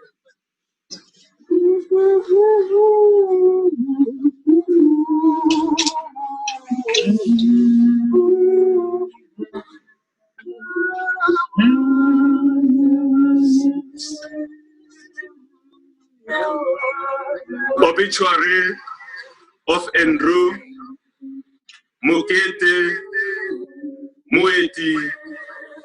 Mlangeni. The upbringing. Andrew Mlangeni was born on the 6th of June 1925 at Matoding, later renamed Maynard Fontaine Farm, outside Bethlehem, in the then poor Republic of the Orange Free State, now the Free State Province. He is the ninth of 12 children of Matia and Aleta Mlangeni, and belongs to one of the 3 sets of twins by the couple.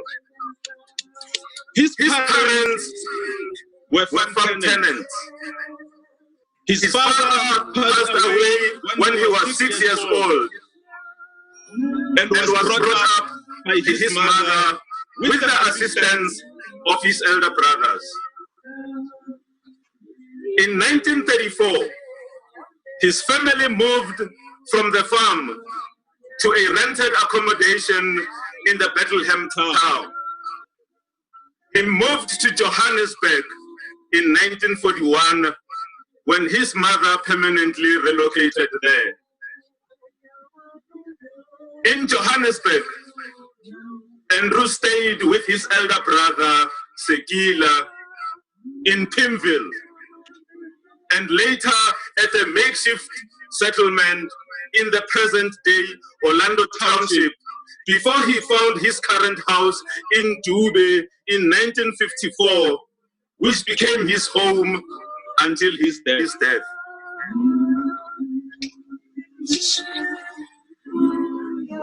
He met June Johanna Letwaba in 1948, and they married in 1950.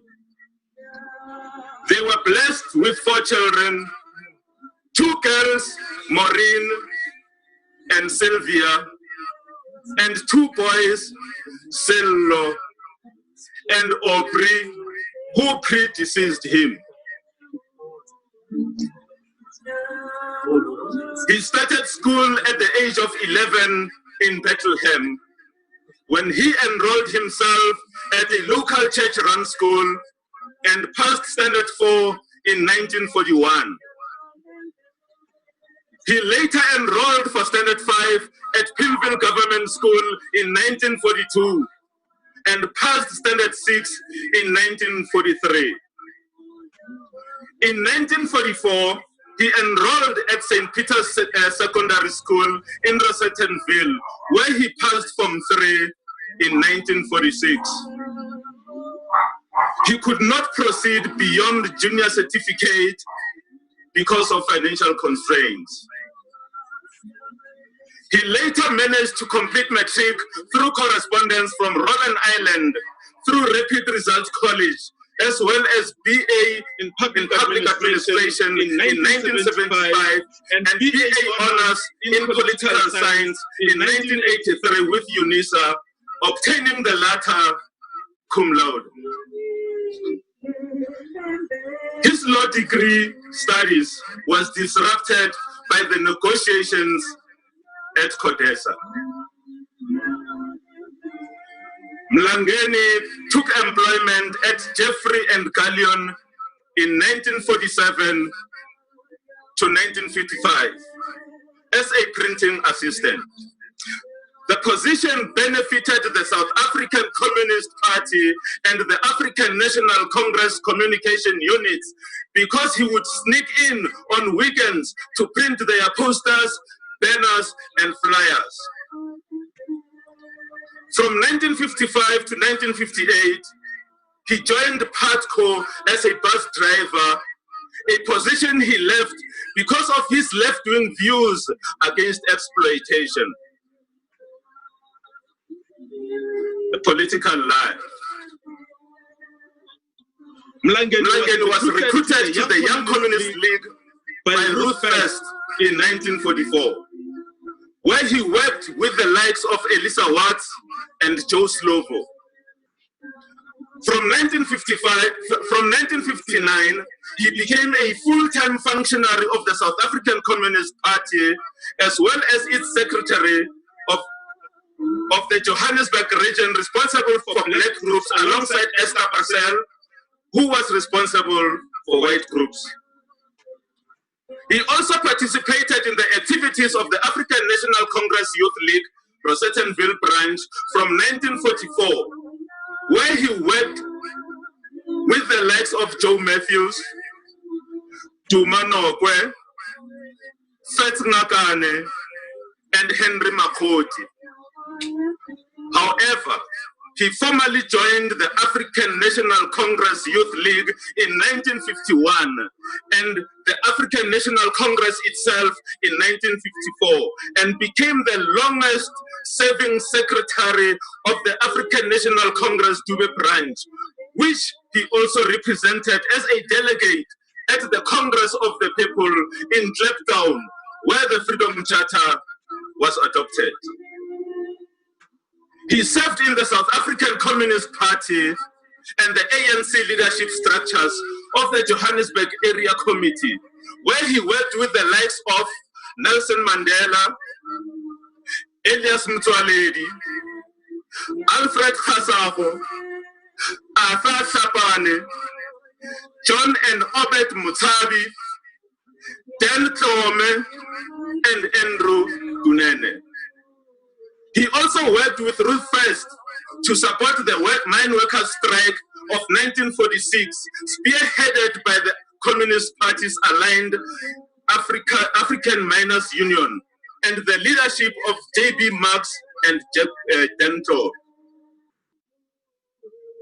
When peaceful means of expressing dissatisfaction with political marginalization and economic deprivation by the apartheid minority regime was barred to the majority, Andrew was recruited by Nelson Mandela as the first Umkhonto weSizwe foot soldier in 1961.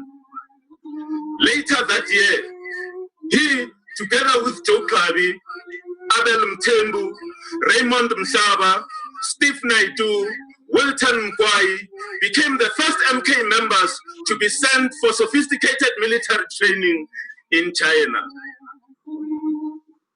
Here, he and Naidu were specifically selected for advanced military communication techniques and manufacturing of explosives due to their advanced level of mathematics. During this time, he met one of his heroes, Mao Zedong, who gave him a message to relay to the African National Congress leadership that the ANC should bring a bigger number for training than it had done with their group. On his return in the early 1963, he joined the underground unit of MK, Umkhonto weSizwe, and became a member of its high command. His major responsibilities at the time were recruitment of people and dispatching them for military training outside the country. It was during these activities that he disguised as a priest under the pseudonyms Reverend Percy Mukwena and Percy Mbaza. Among the people he dispatched to exile included Joe Modise and Chris Hart. He was arrested with Motsoaledi on 24 June 1963 on the National Raid Day and charged with the Zeerust group, which had been intercepted by the security forces in Zeerust after Andrew tried to dispatch them for military training outside the country. However, he and Motsoaledi were acquitted from the Zeerust trial because of lack of evidence against them. But the acquittal was short-lived because they were again charged in the Rivonia treason trial, together with many other leaders who had been arrested at a raid at Lily's Leaf Farm on 11 July 1963, as well as Mandela, who was serving a 5-year sentence following his trial in 1962. Before the court passed judgment on him, Mlangeni told the court that though the leaders of many countries throughout the world have tried to persuade the government to abandon its apartheid policy, and although resolutions have been passed in the United Nations against South Africa, this has met with no result. All the government has done is to reply to the people's demands by putting their political leaders in jail and breaking up families.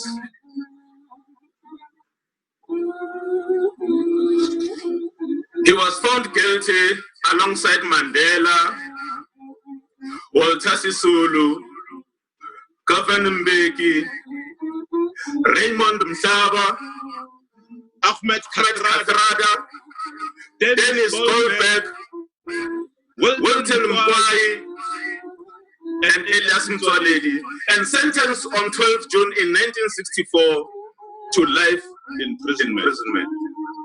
With the exception of Goldberg, who was detained inland, the rest were sent to Robben Island. He was prisoner 46764. He was prisoner 46764. He was released from prison after 26 years in October 1989, with the likes of Sisulu, Ahmed Kathrada, Wilton Mkwai, Raymond Mhlaba, and Oscar Mbeta. He immediately became a member of the internal ANC structure led by Sisulu. He also served as transport head at the ANC's Shell House after his election into the National Executive Committee in 1991. After the first democratic elections in 1994, he became an ANC member of parliament in Cape Town until he retired in 2014. In 2012, he became chairperson of the ANC's Integrity Commission because of his integrity and ethical conduct. Mlangeni was passionate about sport of golf, through which made many friends. He founded the June and Andrew Mlangeni Foundation in 2009 to continue with the community charity work that his wife had started whilst he was in prison. Mlangeni received the following honors. 1. Isithwalandwe Siaparangwe in 1992, the highest award by the African National Congress to those who made an outstanding contribution and sacrifice to the liberation struggle. 2. National honors in the form of presidential orders for meritorious service, class 1, gold from President Mandela in 1999. 3. Honorary doctorates from University of South Africa in 2013. Honorary doctorate from Rhodes University in 2018. Honorary doctorate from Durban University of Technology in 2018. Honorary doctorate from Cape Peninsula University of Technology in 2019. 4. Freedom of the city of Sidibeng. 5. Freedom of the city of Johannesburg in 2016. 6. Freedom of the city of London in 2018. Mlangeni is survived by his younger sister, Fedile, 2 daughters, Sylvia and Maureen, 1 son, Sello, 10 grandchildren, 12 great-grandchildren, and 2 great-great-grandchildren. Hambaka semutokwa, sitwalandwe, siaparangwe. The nation mourns your departing. Your memory will remain in the hearts and minds of freedom and peace-loving peoples of the world.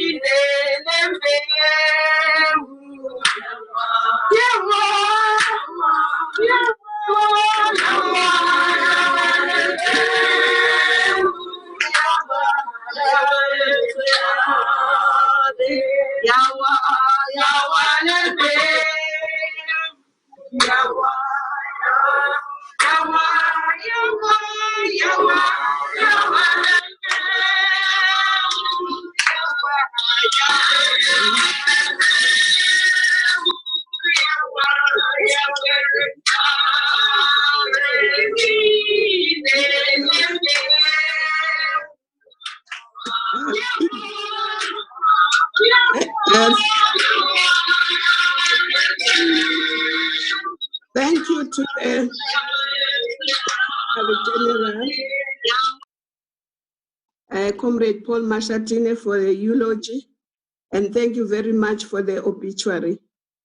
We now conclude the proceedings of the memorial service of our stalwart, Comrade Ntate Mlangeni, who was both our revolutionary and our moral compass.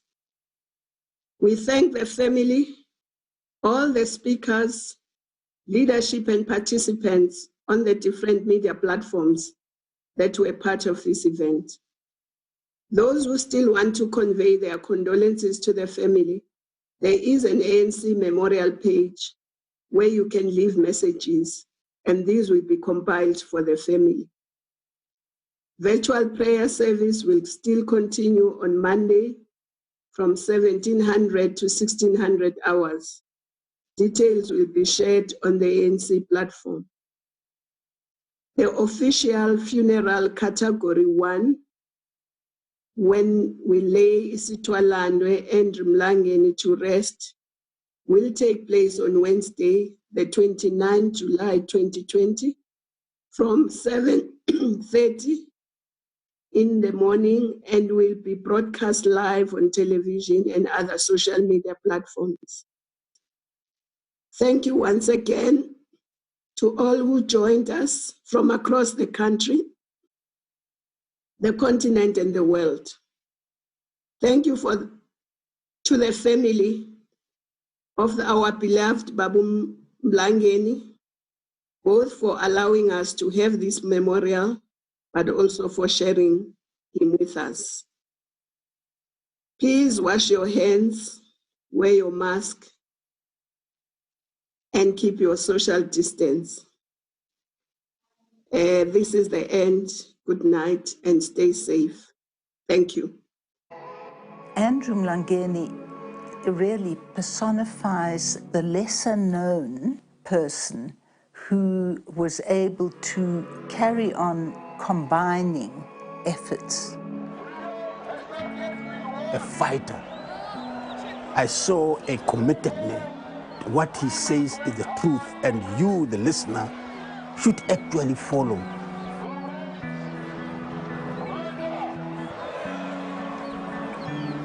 Mlangeni sacrificed his life to sit in prison for life. He was prepared to die. We need sacrifices.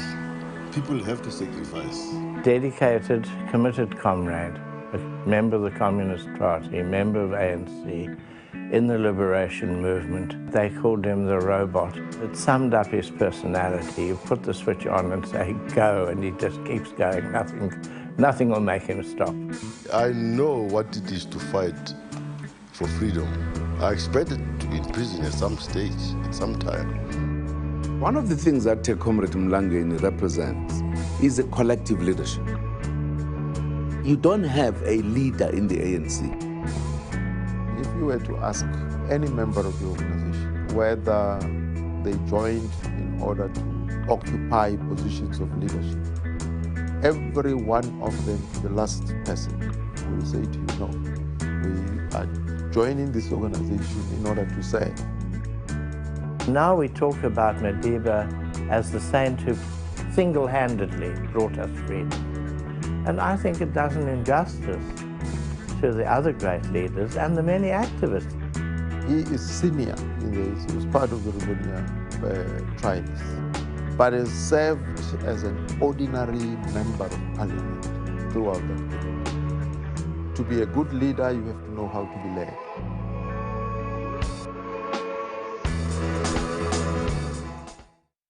For Mlangeni to be a member of parliament was very important. He carries within himself this dignity that really represents a particular type of leadership of the ANC. Now everybody looks up to him these days, even in parliament. That's why he's even in the integrity committee of the ANC that has been established now, of the old comrades who must serve to help maintain the values of the ANC. Just through his force of example, he's made it possible for the organization to say to its public representatives, well, you know, you are a public representative, so you should serve, you should be prepared to serve in any capacity. And the most shining example is always Comrade Mlangeni.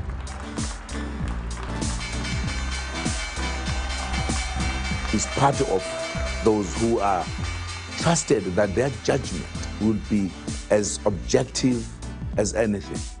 So he has become, in fact, more valuable now than any other time. We have done a lot, comrades, more than any other government has ever done here in South Africa.